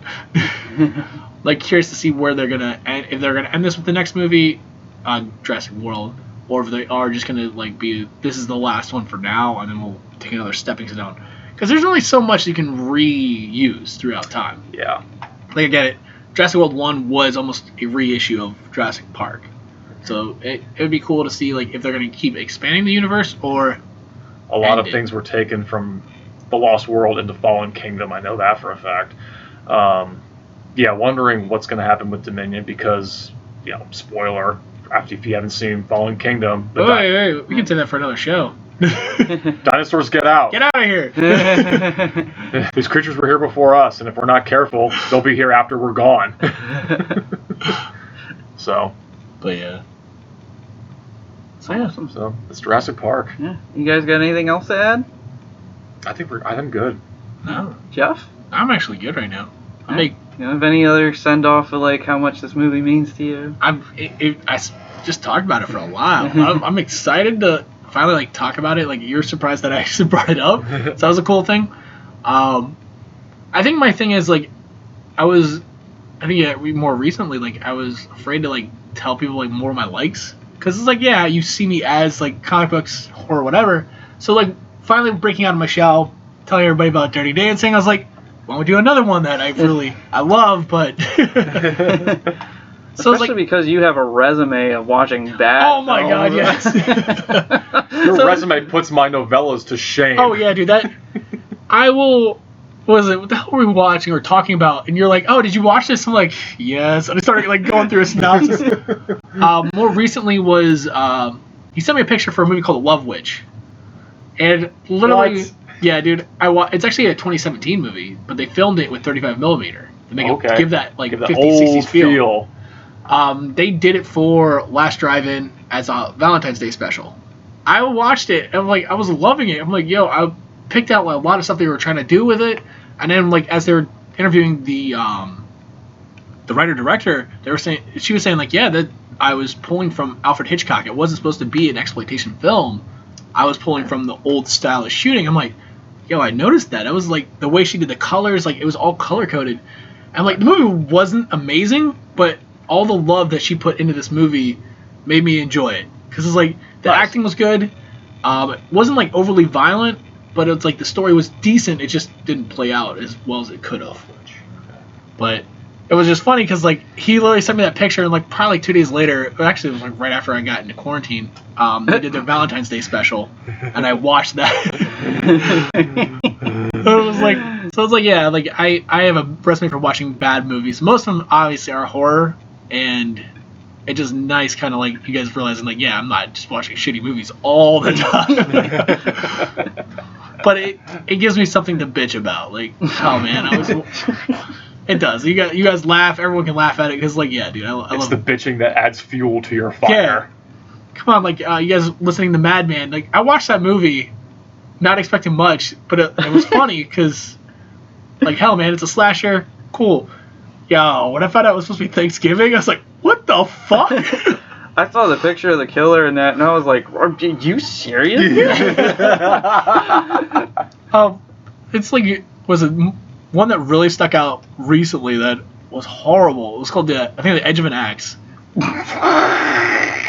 So it starts off with this woman getting killed in a car wash with an axe. Yo, it takes almost 45 minutes to get to the next kill. So it's like building up this character development. I'm like, I don't fucking care at this point. Kill somebody. I was like, yo, so it's like even at work I do the same thing. Like I will like talk about movies, and then I'll go off tangent about how bad certain movies are. Pet Cemetery 2019. Oh my god, dude! When you sent me that about being a show, a prequel show. Oh my gosh! The producers will be in contact with you. Yeah. They're gonna put you in the film. I'll do it and then still complain about it. Everybody, please listen to Jeff's movie morgue of Pet Cemetery. What was it 44 times? I thought it was higher than that. 43 or 44. Fuck this, man. I can't fucking believe it. Fuck this movie. Fuck everybody. Straight up. Who the fuck is this movie? We were talking about that possibly being our next triple threat match. Ugh. Which one? Pet Cemetery 2, and then the remake. When did we discuss that? I think it was during Black Christmas. I think we might have casually brought it up at one point. But like that's why I'm able to do multiple movie morgues at once because I can sit down and just knock them out. So they're just embedded in your brain. Yeah, because I watch them and it sticks, and it just can't get rid of it. And I will tell somebody about it, and then I'm like, I can't get rid of this. I gotta get rid of it. So when I did Cannibal Holocaust, I was silent for 4 hours. I didn't text anybody. I didn't even talk to anybody at work because I watched the movie and it was just that fucked up. And I'm sitting there going, I think all I said to them was yo, they straight up just cut this dude's dick off and ate it like a sausage. And they're like, what? And I was like, yeah, that's how it works. It'll sit. It was it bruise? I guess is the best way to explain it. I was an emotional wreck after I saw it. I didn't want to talk to anybody. Like I said before, after watching a movie like Schindler's List, I wanted to go to bed. After watching Cannibal Holocaust for the first time, I wanted to go to bed. John, it's 7 p.m. I don't care. I'm going to bed. Good night. That's how I get when I saw some movies where kids would die or get even in horror movies they'd have some bad spell on them or something, and I would just be like, oh my god. It almost just sits uneasy in my stomach, and I'm just kind of yo, I can't talk about it. Yeah. Can't be near anybody right now. I mean, and the scene might not even be filmed to be bad. It's just that the sometimes way it comes off. Yeah. Mm-hmm. And when you see it happening to a kid yet, and it's just whoa, and your mind wanders yet. Yeah. As dumb as it sounds, but say something like a movie like Ernest Scared Stupid. But how that troll would turn kids into dolls, I was like, yo, that's fucked up. That's really fucked up. Well, at least you don't get that with Jurassic Park. Yeah. Well, even Hocus Pocus, when the witches, at the very beginning were taking the youth away from the girl, and then you see her all old and just ready to die, and then the parents, they're like, what happened to my daughter? What happened to my son? And it was oh my god. How about the witches, the kids being turned into mice? and then being slaughtered. Exactly. It's like that fucks with you, man. Yeah. I mean, I was just like, when I saw shit like that, even as a kid, I'm like, whoa. Fuck it, watch like any 80s horror movie. They don't give a fuck about killing kids. Except for Friday the 13th. Yeah. That was like the only one that like really was like, we're good. We're good. We'll kill everybody else. And I think that's in part because Jason was a kid when he drowned. Yeah. The Blob remake? No. You know what I'm talking about. Yeah, dude. I mean, there are those annoying kids that you're like, oh yeah, you gotta kill this fucking kid. That reminds me. You talk about annoying kids. So I saw the trailer for Psycho Gorman. I ended up watching that movie on Sunday, right after I got out of work. Sorry, I was like laughing. They made the little girl who's in control of the monster so overly annoying, it actually wrecked the movie. Because he got to the point there was no redeeming factor about this child. And I'm sitting there, I'm like, yo, I want to throat punch her. But like, because like I said, there was no redeeming factor. So like, yo, she was just that ignorant and vile. I'm like, yo, are you actually gonna continue talking like this? But the monster itself was funny because like, yo, they're controlling him. He can't do a fucking thing to those kids, and he's getting pissed because he's like, he's a monster. Yeah, at one point they're like, we'll see you tomorrow. He goes, I will destroy you.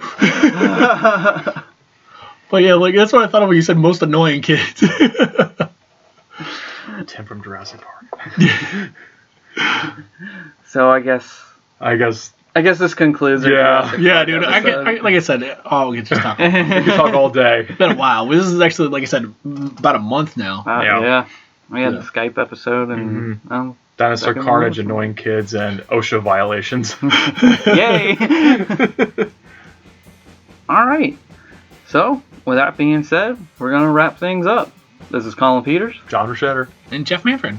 Thank you all once again for listening. Stay safe. Stay crazy. Please, somebody help me. Oh, yeah.